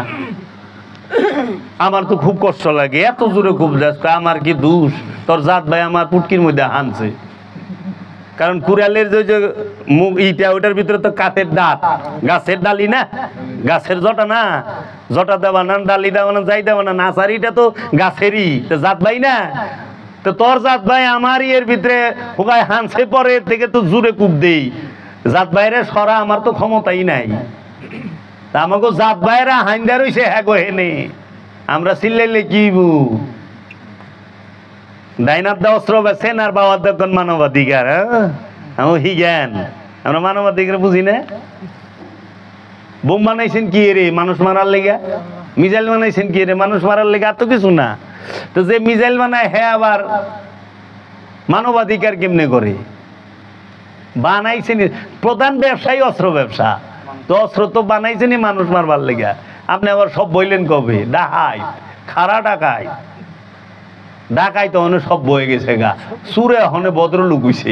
200 বছর ভারতবর্ষ থেকে চুরি করে সয় সম্পদ নিয়ে হেরায় হনে আমাকে সিটিজেন দেয়, তাই না? আমাকে ইংলিশে কথা কয়, ইংলিশে কথা বলে খুব জ্ঞানী, সভ্য। কেরা কইছে? এগুলো ধরেন না, দেখেন না। তো কাজেই রসুলের স্মৃতি কেন মিটানো হবে? তার পিছে কারণ কি? আহলে বায়েত স্বীকার করে। দেখেন আপনি 10ই মুহররম করবেন, হ্যাগো জ্বালা। ইহুদি খ্রিস্টানের জ্বালা না করলে মুসলমানেরই জ্বালা। ফতুয়া ঈদে মিলাদুন্নবী করবেন, কই পাইছ? আচ্ছা, গাদিরে খুম করবেন, দলিলই নাই। গাদিরে খুম করলে বেদাত শিরক, ঈদে মিলাদুন্নবী করলে বেদাত শিরক, মুহররম করলে বেদাত শিরক। এই কিনা কেন শিরক হয়? দেখেন প্রত্যেকটা রসুল আল্লাহর রসুলের সাথে যুক্ত। প্রতিটা বিষয় রসুল আর আলে রসুলকে কেন্দ্র করে যা করবে নহনে এরা বাধা দিবে, ভেটু দেবে। আমরা কি কিছু বুঝি না? বুঝতে চাইও না যে কি কারণ। আপনি দেখেন রসুল প্রেমিক একজনও কোথাও কাউরে বাধা দেয় নাই, পাইবেন না। কোনো ওলি কাহারো বাড়িতে যা আগুন দিছে দেখাইতে পারবেন না। কোনো ওলি কাহারো মাহফিলে যায়া বাধা দিছে দেখাইতে পারবেন না। অলির ঘরের সামনে অলির বিরোধিতা করে অলি চুপ করে বসে রইছে, নিশানি রইছে। কারণ অলিরা ধৈর্যশীল, অলিরা সাবেরিন, মুত্তাকিন, মুহসিনিন, মুমিন। এর জন্য তারা মুমিনও না, মুত্তাকিও না, মুহসিনও না, তারা ক্ষমতার শক্তির পূজারী। এর জন্য আমরা কেন গাদিরে খুমকে অস্বীকার করি, কেন আওলাদের রসুলকে অস্বীকার করি? ইসলাম আইছে রসুলের বংশ থেকে, রসুলের থেকে। রসুল খলিফা নির্বাচিত করছে মাওলা আলীকে। মাওলা আলীর খলিফা মাওলা হাসান, মাওলা হুসাইন। মাওলা হুসাইনের খলিফা ইমাম জৈনুল আবেদিন আলাইহিস সালাতু ওয়াস সালাম। ইমাম জৈনুল আবেদিন আলাইহিস সালামের খলিফা, তার খলিফার নাম হচ্ছে ইমাম জৈনুল আবেদিন, ইমাম বাকির। ইমাম বাকিরের খলিফার নাম হচ্ছে ইমাম জাফর সাদিক। ইমাম জাফর সাদিক আলাইহিস সালামের খলিফার নাম হচ্ছে ইমাম মুসা কাজিম। ইমাম মুসা কাজিমের খলিফার নাম হচ্ছে ইমাম আলী রেজা, ইমাম আলী তাকি, আলী নাকি, ইমাম হাসান আশকারি, গৌসে পাক আব্দুল কাদের জিলানি, সুলতানুল হিন্দ খাজা গরিবি নওয়াজ। এইভাবে ইসলামটা আরব থেকে অখণ্ড ভারতে বাগদাদে আসে। খাজা সুলতানুল হিন্দ খাজা বাবার খলিফার নাম কুতুবউদ্দিন বখতিয়ার কাকি। কুতুবউদ্দিন বখতিয়ার কাকির খলিফার নাম বাবা শেখ ফরিদ। বাবা শেখ ফরিদের খলিফার নাম আলাদিন কালিয়ার সাবে।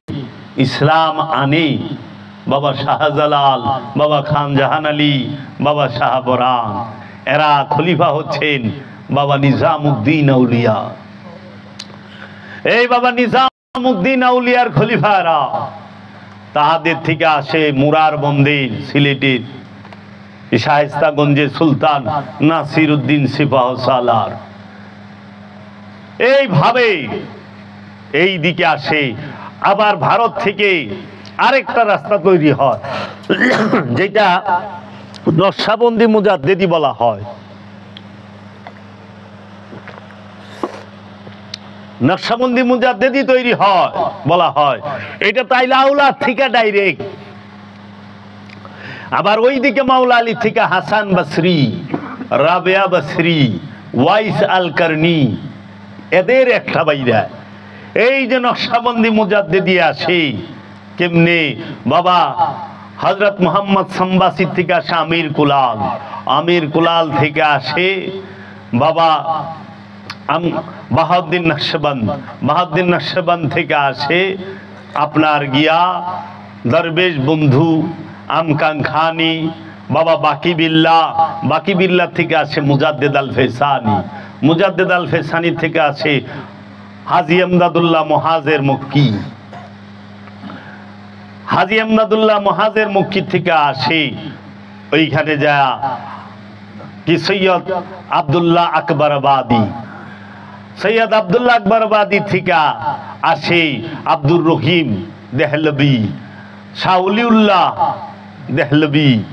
ওর থেকে আসে শাহ আব্দুল আজিজ মুহাদ্দিস দেহলভী, এই অখণ্ড ভারতের যিনি প্রখ্যাত এবং বিখ্যাত আলেম কি শাহ আব্দুল আজিজ মুহাদ্দিস দেহলভী। এই শাহ আব্দুল আজিজ মুহাদ্দিস দেহলভীর ছাত্রের নাম ইসমাইল, বাইস্তার নাম ইসমাইল দেহলভী, তার ছাত্রের নাম রশিদ আহমদ গাঙ্গুহি, তার অনুসারীর নাম কি আশরাফ আলী থানভী, খলিল আহমদ আম্বুটি, মাওলানা কাসেম নানুতুবি। এরা এন থেকে আবার ওহাবিবাদের প্রচারটা হয় এই অখণ্ড ভারতে ইসমাইল দেহলভী আর রশিদ আহমদ গঙ্গুহির দ্বারা। ইসমাইল দেহলভী সে কি করে, কিতাবুত তাওহীদ আব্দুল ওহাব নজদির লেখা আরবি ভাষার কিতাবটাকে উর্দুতে প্রথম অনুবাদ কইরা ভারতবর্ষে অখণ্ড ভারতে বিলি করে। এই ওহাবিবাদের আমদানিকারকের এবং অনুবাদকারকের নাম হচ্ছে আব্দুল ওহাব নজদির কিতাবের অনুবাদকারীর নাম হলো ইসমাইল দেহলভী এবং রশিদ আহমদ গাঙ্গুহি। তাদের ছাত্র এবং অনুসারী হইল এই খলিল আহমদ আম্বুটি, কাসেম নানুতুবি এবং এই যে মাওলানা আশরাফ আলী থানভী। এরা এই সাইডটা আইল। আর আব্দুল আজিজ মুহাদ্দিস দেহলভী এদেরকে বাইর করে দিল। উনি রাখলেন নূর মোহাম্মদ নিজামপুরী রে, সৈয়দ আহমদ বেরলভী রে। সৈয়দ আহমদ বেরলভী থেকে আসলো কি সুফি ফতে আলী ওয়াইসি। সুফি ফতে আলী ওয়াইসি কলকাতা মানিকতলার সুফি ফতে আলী ওয়াইসি থেকে আইলো জান শরীফ শাহ সুরেশ্বরী, এবং সুরেশ্বরী বাবা থেকে আসলো নুরি শাহ বাবা, নুরি শাহ বাবা থেকে আসলো শাহ জালাল নুরি অফিয়ানহু, জালাল নুরি বাবা থেকে আসলো কালামদার বাবা জাহাঙ্গীর বা ইমান আল সুরেশ্বরী। ইমামুল আউলিয়া বায়েজিদ বুস্তামির পীরের নাম ইমাম জাফর সাদেক আলাইহিস সালাতু ওয়াস সালাম। হযরত জুনাইদ বাগদাদির পীরের নাম, হযরত মনসুর হাল্লাজের পীরের নাম বলা হয় শররি শক্তি সহল তস্তুরি। ইমাম গজ্জালির পীরের নাম আবু আলী ফরমাদি। মাওলানা জালালউদ্দিন রুমির পীরের নাম বাবা শামশের তাবরিজ। এবং ফখরুদ্দিন রাজির পীরের নাম, যিনি অনেক বড় আলেম ফখরুদ্দিন রাজি, উনি তফসির লেখক। তিনিও গেছেন গুরুর কাছে, কিন্তু তাকে বায়াত করে নাই। আবু আলী ফরমাদি, মাহিউদ্দিন ইবনুল আরাবি, তার গুরু গৌসে পাক আব্দুল কাদের জিলানী। বাবা এই রকম ভাবে আপনি যদি দেখেন এই খেলাফতের মাধ্যমে, বেলায়েতের মাধ্যমে এই জগতে ইসলাম এসেছে। আপনি যদি খেয়াল করেন, আসেন আপনারা যদি খেয়াল করেন, ওলি আল্লাহর দ্বারা ইসলাম আসছে। আজ থেকে 50 বছর আগে বাংলার জমিনে কোনো কোরআনের অনুবাদ ছিল না। ছিল বাংলা ভাষায় সর্বপ্রথম কোরআনের বাংলা, আরবি কোরআনের বাংলা অনুবাদ করেন নরসিংদীর ছেলে ভাই গিরিশচন্দ্র সেন। ইনি স্বাধীনতা যুদ্ধের পরে। তাহলে স্বাধীনের আগে তো বাংলা ভাষায় কোনো ছিল না। বাবা আসেন, আপনারা রংপুর থেকে আসছেন না?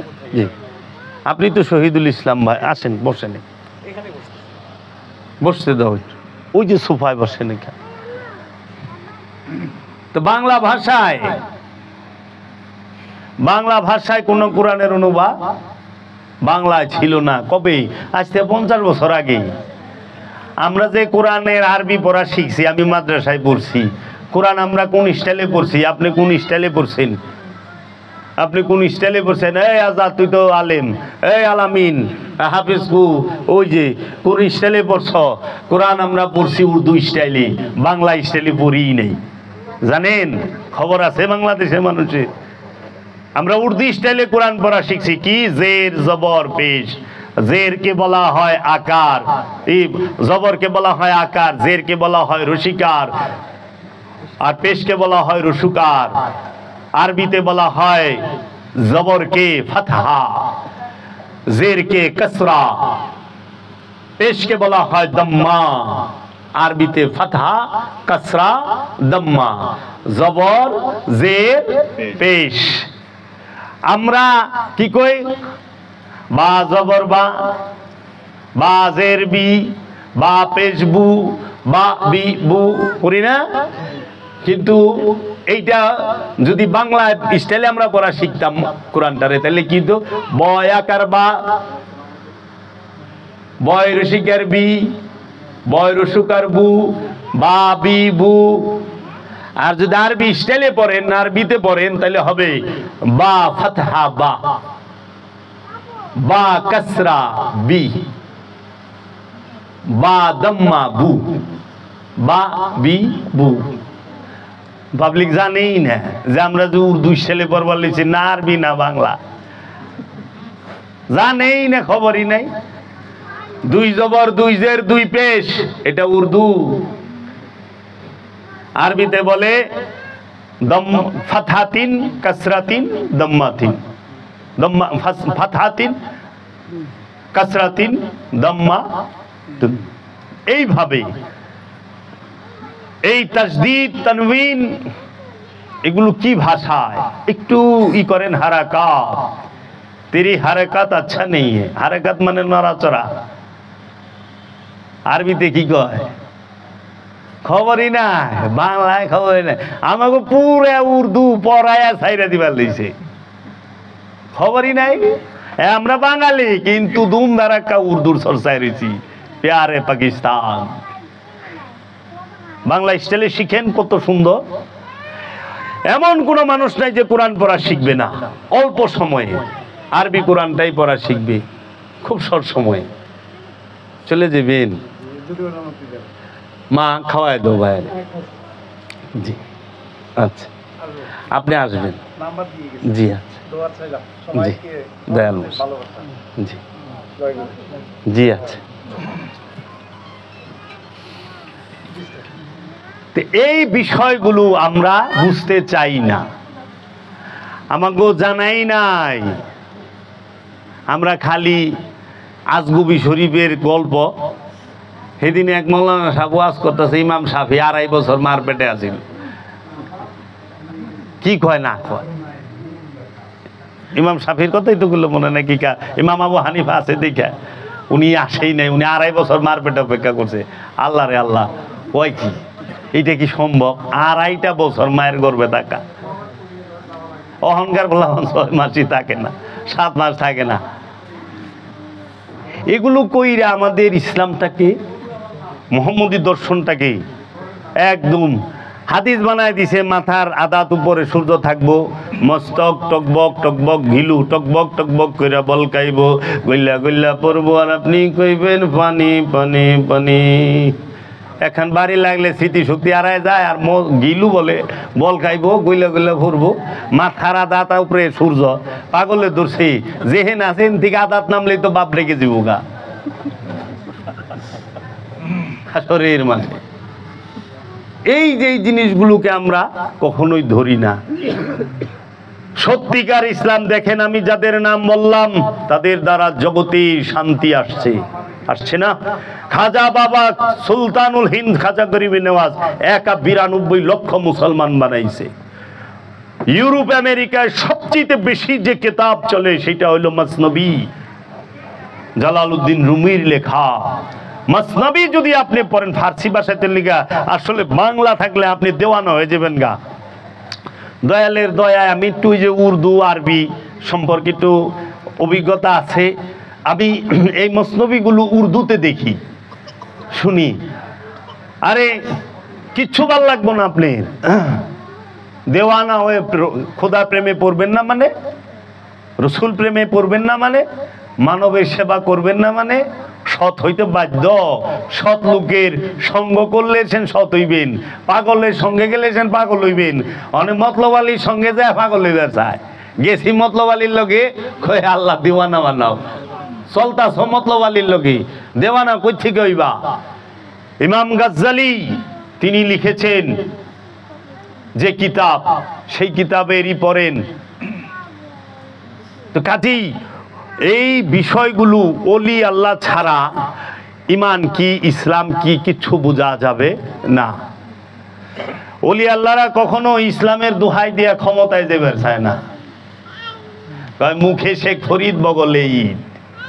আপনি দেখেন ওয়াজের নমুনা কিনা জিহাদ করতে হবে, এই করতে হবে, জিহাদ জিহাদ জিহাদ। লাস্টে কয় কি, আগে দেশে খেলাফত প্রতিষ্ঠিত করতে হইব। এই যে আয়া বসে রাজনীতির মধ্যে, জিহাদ রাজনীতির জন্য নয়, জিহাদ আত্মশুদ্ধির জন্য। প্রতিটা মানুষ যদি আত্মশুদ্ধি লাভ করে, ওইখানে সরকারের দরকার আছে, পুলিশের দরকার আছে। নিউজিল্যান্ডের জেলখানায় বলে তালা জং ভরে যায়, পেপারে বললাম পরে নরওয়ে থেকে কিছু আসামি কর্জ আনছে, যে আমাকে কটা আসামি দেন জেলখানাটা সচল থাক। পরে হেরা কটদিরে দিছে, হেটিরও সাজার ম্যাচ শেষ, আবার জেলখানা বন্ধ হয়ে গেছে। আর আমরা কি চিজ রে বাবা, নামাজ পড়বার গেলে মসজিদে আমাকে টেনশন থাকে, জুতাটা নিল হয়ে গেল, মোবাইলটা নিল হয়ে গেল, মানি ব্যাগটা নিল হয়ে গেল, মার্কেটে গেলে টেনশন, মসজিদে নামাজ ফরজম হেনে টেনশন, নিরিক বর্জক জুতার দিকে জায়গা লে যায়। তু অহন্তরি তো ওয়াজ করে জুতা চুরি থামাই পারলাম না, মেরাজে যাইব কবি, ওয়াজ হই না তো জুতা চুরি থামতাছে না, থামতাছে, মোবাইল চুরি থামতাছে না। তাহলে এই জিনিসগুলোর মধ্যে জোর দেই, সব জায়গায় আমরা টেনশনে থাকি। কেন? আমাদেরকে বানায় ভালাইছে। ফকির রাজনীতি করে না, ফকিরের জন্য রাজনীতি হারাম। ফকির যদি ভিক্ষা দেয় ওইটা বাদশাহী। খাজা বাবাই ভিক্ষা দিছে মোহাম্মদ গুরিরে বাদশাহী, খাজার ভিক্ষা, ফকিরের ভিক্ষা। বাবা শাহজালাল ভিক্ষা দিছে ফকিরে, সুলতান গিয়াসুদ্দিন আজম সারে ভিক্ষা, এই সিলেট সাম্রাজ্য যা রাজত্ব কর। অনেক ফকির যারা নিজেকে দাবি করে হেরাই দি এমপি সাহেবের পিছে পিছে দৌড় আছে, ডাল মে কুচ কালা হ্যায় না। ফকির ফকিরি, ফকির বয়া থাকবো। আর ফকিরের অনুসারী যারা, তারা কি করবে? একবার সবুরের দেশে বয়নারে দম কষে, উঠিস না রে ভেসে পেয়ে যন্ত্রণা, কারো রবে না এ দন জীবন ও যৌবন, তবে কেন মন এত বাসনা। সবুরের দেশে ফকিরের অনুসারী বৈশা থাকবো। কে আইব ফকিরের অনুসারীরে কাজ দিবার? যাই না হুই না বিষ কান্দে লইব। যে মুরিদ তার মুর্শিদের ধ্যানে সর্বক্ষণ থাকে, যদি তাকে কেউ গালি দেয়, তার মুর্শিদকে গালি দেয়, তার মুর্শিদকে যদি গালি দেয়, সে যায় তার মুর্শিদকে গালি দেয়। এইভাবে যাইতে যাইতে একেবারে মহানবী পর্যন্ত যায়। মহানবীরে গালি দিলে আল্লাহ ছাড়বো তারে? অলির মুরিদ যদি সে ধ্যানী হয়, সলাতি হয়, দায়েমি সালাতের মধ্যে থাকে, তারে যদি কেউ আঘাত করে, তার মুর্শিদ তারে ছাড়বো না, খায়া ভালাই দিব, ধ্বংস করে হালাই দিব। চিনে না তো? এর লেগা আমরা যেন মুর্শিদের ধ্যান করি। আমাকেও অন্য কোনো শক্তি লাগবো না, আমার দয়ালি আমার শক্তি। আয়ো আয়ো বাবা। সারমাস্তের কল্লা কাটছে, মুঘল সাম্রাজ্য ধ্বংস করে দিছে সারমাস্তে। কই সেও কাটনের আগে সারমাস্ত উলঙ্গ থাকতো। বাবা সারমাস্ত মৌলবীর কথায় উলঙ্গরে কাপড় পিন্ধায় নামাজ পড়াইবার ঢুকাইছিল। তো মৌলবী যখন সূরা কেরাত পড়ে, বাবা সারমাস্ত তার দিব্য দৃষ্টি দিয়া দেখে মোল্লার নিয়ত হইল রাজা তারে এনাম দিব, পুরস্কার দিব। তখন সারমাস্ত কইছিল, তোর মনের নিয়ত আমার পায়ের নিচে একটা গালি দিয়া। তুই যে মনের নিয়ত যে আজকে সুন্দর কেরাত পড়তাছি, আমারে বাদশা সে একটা মুক্তার মালা, মনির মালা ফেকে দিব, ঘরে জুয়ান মাইয়া বিয়া দেয়া পারি না, টাকার অভাবে মেয়াগো বিয়া দিমু। সারমাস্ত দিব্য দৃষ্টি দিয়া চায় দেহে তোর মনের মধ্যে সম্পদের চাওয়া। তখন সে বলছে যে তোর নিয়ত আমার পায়ের নিচে। এই কথা করে ধাক্কা দা বাইরে গেছে মসজিদ থেকে। তখন ওই সময় একটা গালি দিছিল, এইভাবে বলছিল উর্দুতে, সুয়ার কা বাচ্চা তেরি নিয়ত মেরি কদম কা নিচে। তোর নিয়ত হইলে আমার পায়ের নিচে। তুই কি কস? যখন রাজার সামনের থেকে বাইরে গেছে, নামাজের থেকে বাইরে গেছে, ইমামের থেকে বাইরে গেছে, তখন ফতুয়ায় কি কয়? কয় ফতুয়ায় ওয়াজিবুল কতল, কতল করা ওয়াজিব। কয় তাই? হ্যাঁ।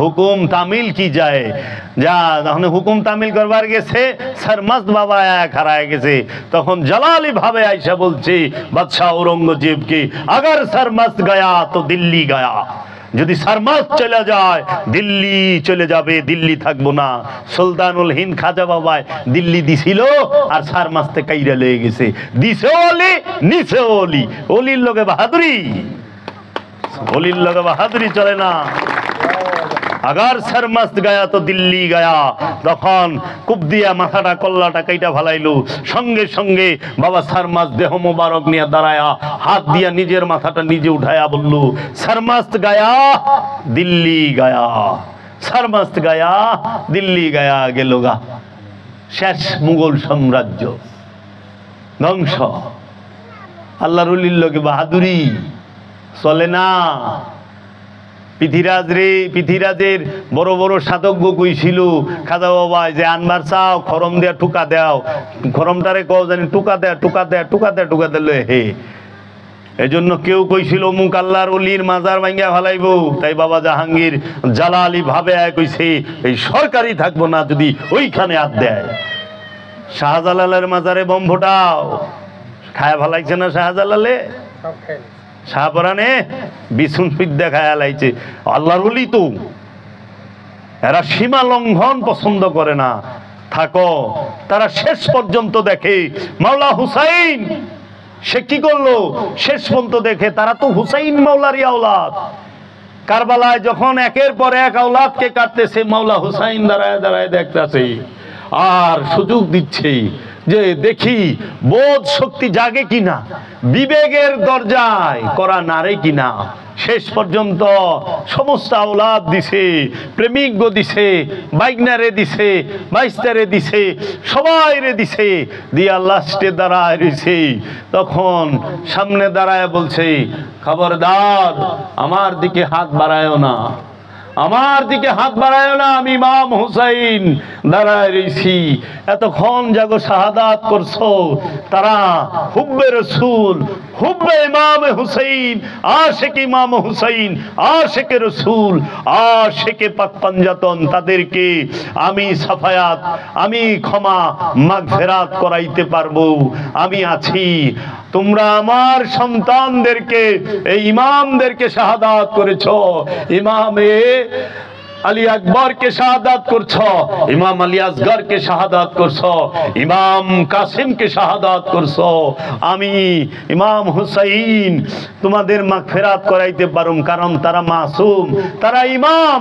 ইমামের শাহাদাত আমি তোমরা যে করছো আমি মাগফিরাত করাইতে পারুম খবরদার আমার দিকে হাত বাড়ায়ও না আমার দিকে হাত বাড়ায়ও না কারণ মাওলা হুসাইন তাদেরকে বারবার সুযোগ দিছে এজিদের সৈন্যের সামনে যা দাঁড়াইছে হালমিন নাসিরিন ইয়ানসুরুনা হালমিন নাসিরিন এইখানে কি কেউ নাই আমাকে সাহায্য করার মতো ইয়ানসুরুনা তোমাদের মধ্যে একজন কি নাই আমি ইমাম হুসাইনকে এই জমিনের উপরে আসমানের নিচে যদি এই জগতের মধ্যে এখন মর্যাদার মধ্যে মার্তবার মধ্যে সর্বশ্রেষ্ঠ আলা কেউ যদি থাকে ওই সময় উপস্থিত ছিলেন মাওলা হুসাইন আলাইহিস সালাতু আসসালাম তাকে শাহাদাত করার আগে তিনি তিনটা প্রশ্ন করেছিলেন এখানে কি কেউ নাই আমি ইমাম হুসাইন রাসূলের নাতি মাওলা আলীর সন্তান মা ফাতেমার সন্তানকে সাহায্য করার মতো সব জিদ চুপ হয়ে খাড়া রয়েছে তারপরে দ্বিতীয় প্রশ্নটা করছে এইখানে কি আমার নানাজির কোনো উম্মত নাই যে আমি ইমাম হুসাইনকে সাহায্য করতে পারে কেউ আসে নাই তার মানে মহানবীর উম্মত নাই তাইলে দুইটা প্রমাণ করে দিছে পাক পাঞ্জাতনের সাহায্যকারী আওলাদের রাসূলের সাহায্যকারীও কেউ নাই মাওলা হুসাইনের সাহায্যকারীও কেউ নাই এবং নানাজির উম্মতও কেউ নাই লাস্টের কথাটা বড় মারাত্মক বইলা দিছে যে এইখানে কি একজনও মুসলমান নাই যে আমি মাওলা হুসাইনকে সাহায্য করতে পারে কেউ নাই তখন হুর একজন সাহাবী ছিলেন তিনি তার ছেলে সহ 33 জন ওইখান থেকে বের হয়ে আইসা তারাও এজিদের বাহিনীর হাতে শাহাদাত বরণ করে। এই 33 জনকে বের করে আনার জন্য মাওলা হুসাইন ওইখানে যায় এই 3টি বাণী বলছেন। মাওলা হুসাইন যখন লাস্টে বলে, খবরদার আমার দিকে হাত বাড়ায়ও না, আমি আশিকে রসুল, তো এইটা জরুর অবশ্যই আমি সাহাবী, আমি রসুলের আওলাদ, আমি আশিকে রসুল, আমি ইমাম, আমি মাসুম, কিন্তু আমি সে মাওলা হুসাইন কি দ্বীনের মদদগার। ইমামের শাহাদাত করাইছ, মাগফিরাত হবে, কিন্তু দ্বীনকে হত্যা করলে আর মাগফিরাত হবে না। মাওলা হুসাইন কি সুলতানুল হিন্দ খাজা বাবায় বলছেন, শাহ হাসতে হুসাইন, বাদশাহ হাসতে হুসাইন, দ্বীন হাসতে হুসাইন, দ্বীনে পানা হাসতে হুসাইন, শাহ হাসতে হুসাইন, বাদশাহী তো ইমাম হুসাইন, বাদশাহ হাসতে হুসাইন, বাদশাহ ইমাম হুসাইন, রাজাও ইমাম হুসাইন, দ্বীন হাসতে হুসাইন, দ্বীন হচ্ছে ইমাম হুসাইন, দ্বীনে পানা হাসতে হুসাইন। দ্বীনকে হত্যা যদি করো, দ্বীনকে যদি শহীদ করো, তাইলে তোমরা কোন জুলুমে পড়বা জানো? সেটা হইল দ্বীনের হত্যাকারী, কাতিলে দ্বীন। আর দ্বীনকে হত্যা করলে তার আর মাগফিরাত হয় না, তার আর মাগফিরাত হয় না। মাওলা হুসাইন সবার শেষে শাহাদাত বরণ করছে। কেন মাওলা হুসাইন প্রথমেই যেতে পারতো না? কেন সন্তানদেরকে দিল? সবাইরে সুযোগ দিছে, খবরদার তোমরা এই দ্বীনকে হত্যা করো না, কারণ দ্বীনের হত্যাকারীর কোনো মাগফিরাত হয় না, অভিশপ্ত এরা। কারা শহীদ করলো? মাওলা হুসাইনকে। সেখানে তো হাজার হাজার মুফতি ছিলেন, 4000 মুফতি ছিল, হাজার হাজার হাফেজ ছিলেন। সেইখানে হযরত সাদের ছেলে আমার ইবনে সাদ ছিলেন নেতৃত্বে।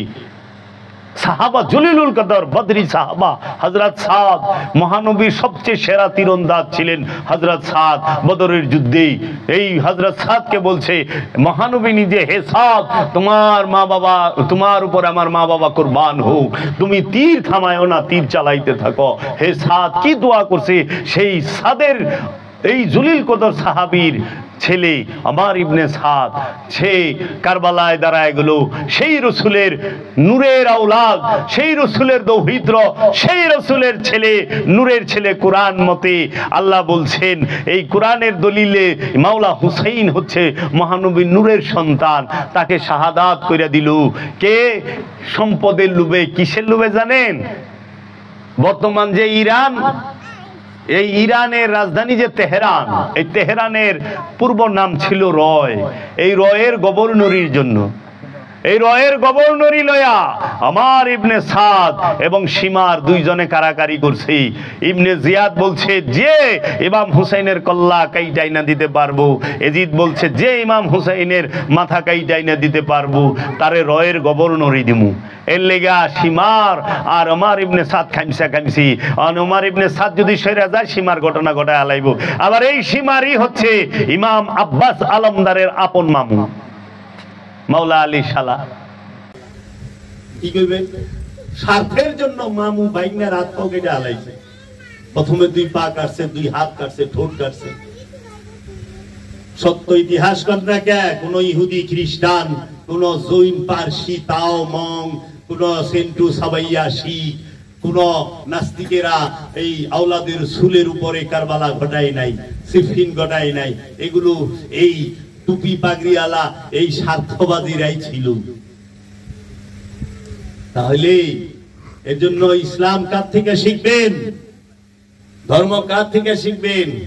ধর্ম কি আবু জেহিল আর কুলা মারওয়ানের কাছ থেকে শিখবেন, নাকি মহানবীর নূরের আওলাদদের কাছ থেকে শিখবেন?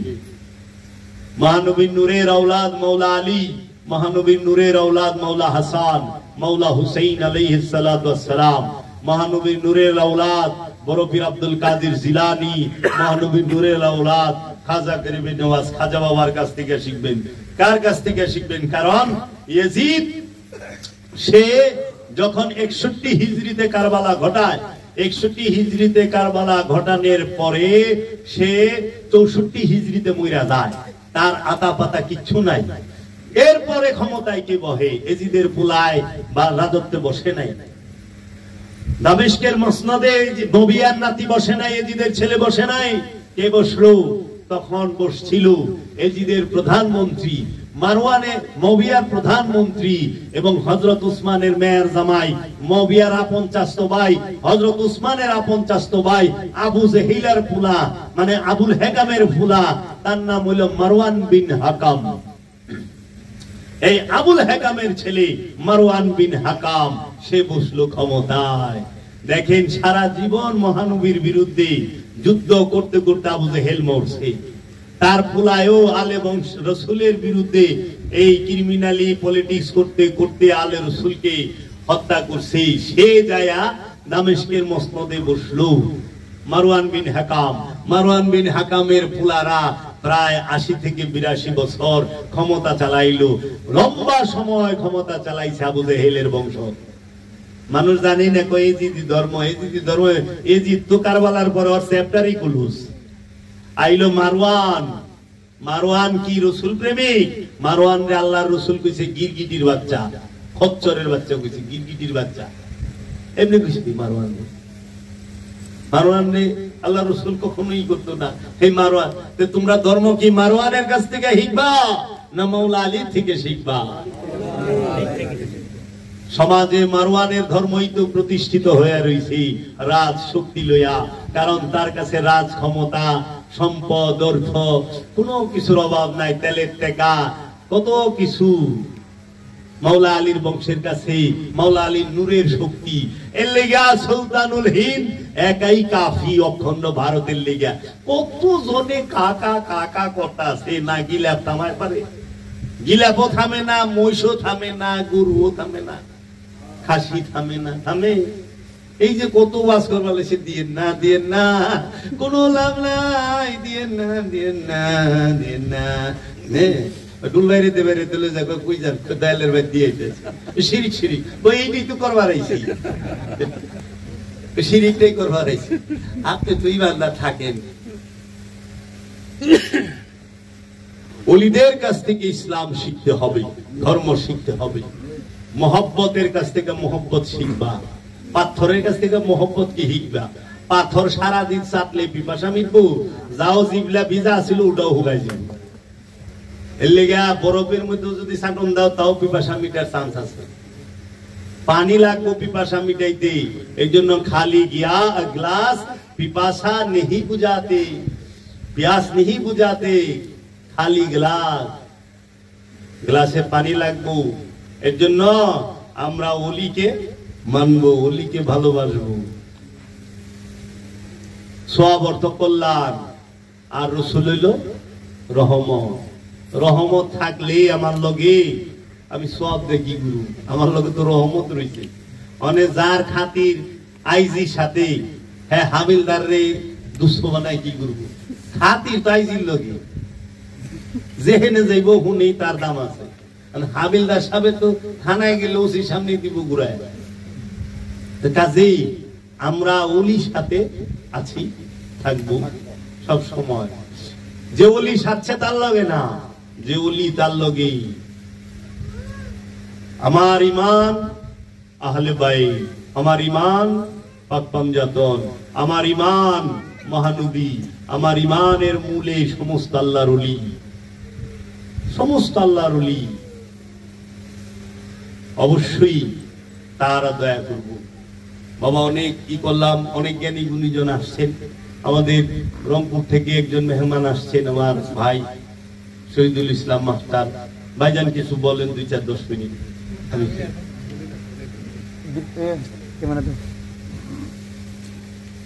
অনেক জ্ঞানী গুণীজনই আসছে। আমরা তো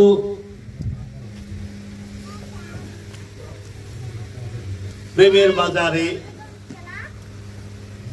কালামে কয় ইউসুফের রূপ বিক্রি করবার লেগে জুলেখা বাজারে গেছে, কেউ খরিদ্দার নাই, লাস্টে জুলেখা নিজেই কিনে নিছে প্রেমের বিনিময়। ইউসুফের রূপের খরিদ্দার হইল জুলেখা।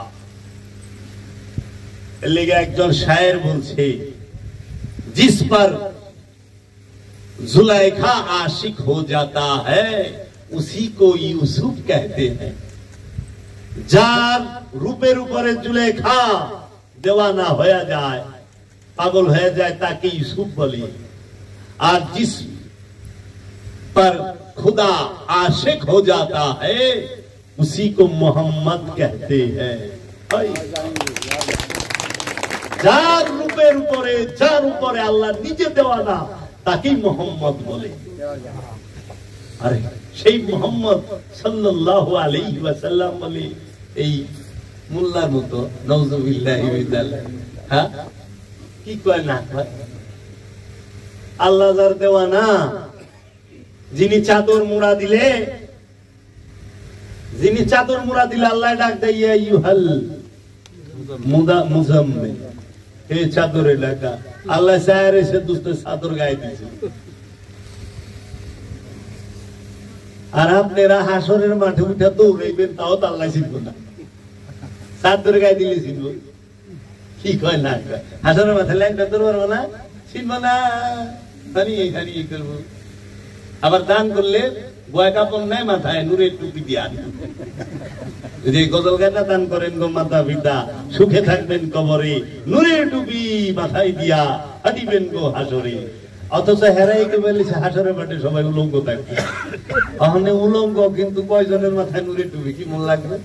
বয় কাপড় নেয় মাথায়, বুঝি কি কয় না নিজের থোবরা ছিল। আল্লাহ রসুল্লে কইছে আপনি আপনার বংশ দেখান। আল্লাহ রসুল চাদরের নিচে নিয়া আল্লাহ রসুলের বংশ দেখাইছি।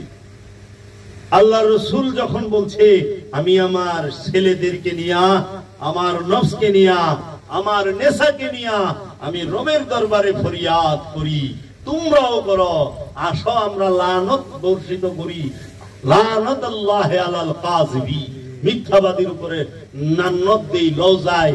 ওই সময় ইহুদি সবাই দিকে ডরায় গেছে, হায় হায় এই নূরের বংশ, এই নূরেরা যদি ফরিয়াদ করে আমরা ধ্বংস হয়ে যাব, তাহলে তাদের কি জলওয়া ছিল রসুলের বংশে।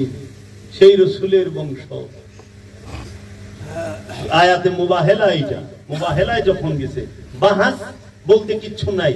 বাহাস মানে তর্ক। এক টাইমে বাসনুকের লোকে ঝগড়া করে হারান যায়, একটা মূর্খর লেগে হুন্ডো দিন তর্ক করেও পারবেন না, অজ্ঞানী জীবিকা। মূর্খ তো ভয়ঙ্কর সি বাহাস করবে, বাহাস করো। আইব মুবাহেলা আহেন, যদি কিছু অর্জন করে থাকেন লন, পদ্মা ব্রিজের উপরে যাইবেন কিংবা অন্য যে কোনো ব্রিজে যাইবেন, বড় নদীর স্রোত যেহেন আছে, চিনির বস্তায় ডুববেন, মুখটা বাইন্দা দিব, মুখে বৃষ্টিটা বাইন্দা ফালাই দিব। আপনি মৌলানা সাহেব আপনারও ভালাইব, ওই যে আপনার নজরে যে বন্ড হেরেও ভালাইব। 3 দিন পরে যে উঠায়া পড়বো তখন সে নতুন কিছু কামাইছে লন, এটারে কয় মুবাহেলা। বাবা না না দরকার নাই হুজুর, জানাতে পাগল খেপায় লাভ নাই। আমার তো গার্জেন আছে, বাবা জাহাঙ্গীর আছে, আমাকে রক্ষা না করলে তার ইজ্জত থাকবো না। তোর কে আছে? আমার জাহাঙ্গীর বাবা আছে। খবরদার। গৌসে পাক আব্দুল কাদের জিলানী আলাইহিস সালাতু ওয়াস সালামের এক শিষ্য ছিল,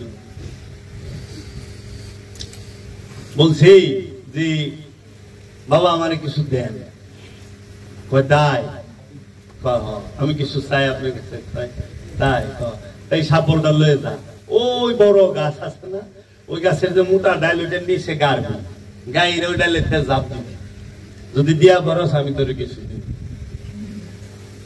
মানে সাপড় লয়ে গেছে গাছে, গাইরা গাছের ডালি দুইটা নিতে চাইছে, পরে যদি মরে তো যাবো চিন্তা যে আমার কে যদি কিছু না হয়, ডরে টাইমে আয়া করছে।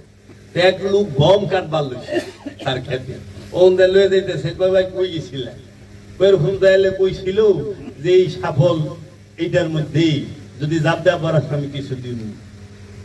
কই কি সাফল এটা বেজানি, কিছু তো জাপ তো দেও নাই, পাইলে এটা লোক কই যাও, এটা বেজা। কই কি দিবা? কয় তুমি কও, ওই ক্ষেতের গম দিয়ে দাও, সব টাহা দিলাম দাও। সাফল্য যে ঠিক ওই গাছের হুনি গেছে, যে নু গাছে হুনি গাছে, গাইরা যখন ওই ডালে তেজাব দিছে, গাউসে পাক আব্দুল কাদের জিলানী আইসা নিচে হাত দিছে, আয়রা খবরদার। গাউসে পাক হাজির। প্রেমটাও তো এরকম লাগবে, বিশ্বাসটাও তো এরকম লাগবে। আমরা কি আল্লাহর উপরে বিশ্বাসী? আমরা কি রসুলের উপরে বিশ্বাসী? আমরা কি মুর্শিদের উপরে বিশ্বাসী? না, আমরা কুরআন বারবার বলতেছে তাহারা মনে করে তাদের সম্পদ এবং ক্ষমতা তাদেরকে রক্ষা করিবে, কিন্তু না, তাদের সম্পদ এবং ক্ষমতা তাদেরকে রক্ষা করিবে না, করবে তার রসুল এবং তার রব। তোমাকে রক্ষা করবে তোমার রসুল এবং রব। দেখো নাই সাহাবায়ে কেরামদেরকে আল্লাহ রসুল কি মলম লাগায় আর ব্যান্ডেজ দিয়ে রূপ ভালো করছে নি? মুরিদের কাইটা গেছে লালা লাগায় দিছে, সাপে কাটছে লালা মুবারক লাগায় দিছে, ভালো হয়ে গেছে। পৃথিবীতে কোন মেডিসিন আছে এরকম নগদ হয়ে যায়? পানির নিচে ইউনুস নবী রইল। তো বাবা, এর জন্য মুর্শিদ ছাড়া দরুদি নাই। মুর্শিদের ধ্যান অবশ্যই দায়মি সালাত করতে হবে, হজ করতে হবে, কুরবানি করতে হবে। সেই কুরবানিটা হইতে হবে কি? নিজের আমিত্বের কুরবানি, নিজের সক্রিয়তার কুরবানি, নিজের ইচ্ছার কুরবানি রসুলের কাছে। গরুটা যেরকম আল্লাহর কাছে কুরবানি করেন নিজে, ঠিক ওই রকম নিজের ইচ্ছাটারে রসুলের কাছে কুরবানি করেন। গরুটা যেরকম কুরবানি হইবার চায় না, ৮-১০ জনে ধরলে বড় লাইতে লইতে নাক নাকশা বলটায় দেয়, ঠিক আমিত্বটাও নিজের ইচ্ছাটাও মুর্শিদের কাছে কুরবানি হইবার চায় না। আপনার নফসরে উল্টা পাল্টা এটা সেটা করে হালায়, অস্থির করে হালায়, পেরেশান করে হালায়। এর লেগা ওই নফসটাকে কি করবেন? কুরবানি, ওই নফসের আমিত্বটাকে কুরবানি রসুলের কাছে করবেন। কেমনে? ওই যে গরুটা যেমনে টাইট করে বাঁধেন, অনেকের তো দিয়ে একটা সঙ্গ হয় না, জাতা দেয় ধরে, বৌরা বাসের গুড়া ধরে, এমনি আমিত্বটারে ধরেন। দেখেন আমিত্ব কুরবানি করেন আগে, তারপরে পশু কুরবানি করেন। খামে দিব আমিত্ব কুরবানি না করে পশু কুরবানি করলে এক পশু আরেক পশুরে কুরবানি করলো, কারণ নিজেও পশু হয়ে রয়েছে, মনের মধ্যে দুনিয়ার পশুর স্বভাব বয়ে রয়েছে। পশু নাই, সিংহ আমার মনে নাই, কিন্তু সিংহের স্বভাব আমার মনে আছে। কুকুর আমার মধ্যে নাই, কিন্তু কুকুরের স্বভাবটা মানুষের। দেখেন না, বিভিন্ন পশুর স্বভাব দিয়া, একটা পশুর মধ্যে একটা পশুর স্বভাব আছে, কিন্তু মানুষ এমন প্রাণী, একটা মানুষের মধ্যে সকল পশুর স্বভাব পাওয়া যায়। গরুর স্বভাব নাই রে, দেখবি খালি খায় আর ঘুমায়, এটা হলো গরুর স্বভাব। আচ্ছা, পশু পেট ভরে খায়, গাঠি ভরে নেয় না। মানুষ তো পশুর থেকে বাল হুমা দাল, পেট ভরে খাইব আবার গাঠি ভরে লইছে। ডেরাম কাইটা বাস্কেট বানাইছে, বিরাট বিরাট বাস্কেট। এর জন্য পশু কুরবানি করার আগে আমিত্বকে কুরবানি করি, সেটা রসুলের কাছে, আল্লাহর কাছে, আল্লাহর ওলির কাছে। কাজী নজরুল ইসলামও বলেছে, মনের পশুকে করো জবাই, পশুরা বাঁচে বাঁচে সবাই। একটা মানুষের হাতে যদি একটা পশু জবে হয়, একটা মানুষের সেবায় যদি একটা পশু যায়, সে ধন্য। একটা ওলি, তার সেবায় যাবে পশু, পশুর জীবন ধন্য, পশুর জীবন ধন্য। ওলিকে উদ্দেশ্য কইরা, রসুলকে উদ্দেশ্য কইরা, এই জন্য কুরবানি পশু উট মানত করছে। আর মানতটা কার জন্য করছে সেইটা দেখবেন না? ইসমাইল নবীর লেগে ইব্রাহিম নবী কতটি উট কুরবানি করছে, আর হযরত আব্দুল্লাহ লেগে আব্দুল মুত্তালিব কতটি উট কুরবানি করছে। মানুষটা দেখতে হইব না কার জন্য করছে। ওই পশু তো ধন্য যে রসুলের জন্য জীবন দিচ্ছে, ওই মানুষ ধন্য যে রসুলের জন্য জীবন দিচ্ছে। ওই মানুষকে ধন্য নিজে মতলব আদায় করবার যা মরে গেছে গা, ওই মানুষ ধন্য। তো উহুদের ময়দানে কাফেরও মরছে, শহীদ হয় নাই, কিন্তু সাহাবা ইন্তেকাল করছে, শহীদ হয়েছে। মানে কি? সাহাবা শহীদ হয়েছে রসুলের জন্য, আর কাফের শহীদ মরছে ক্ষমতার জন্য। ক্ষমতার লেগে মরলে ওইটা হয় কাফের, আর রসুলের জন্য শাহাদাত হইলে ওইটা হয় শহীদ।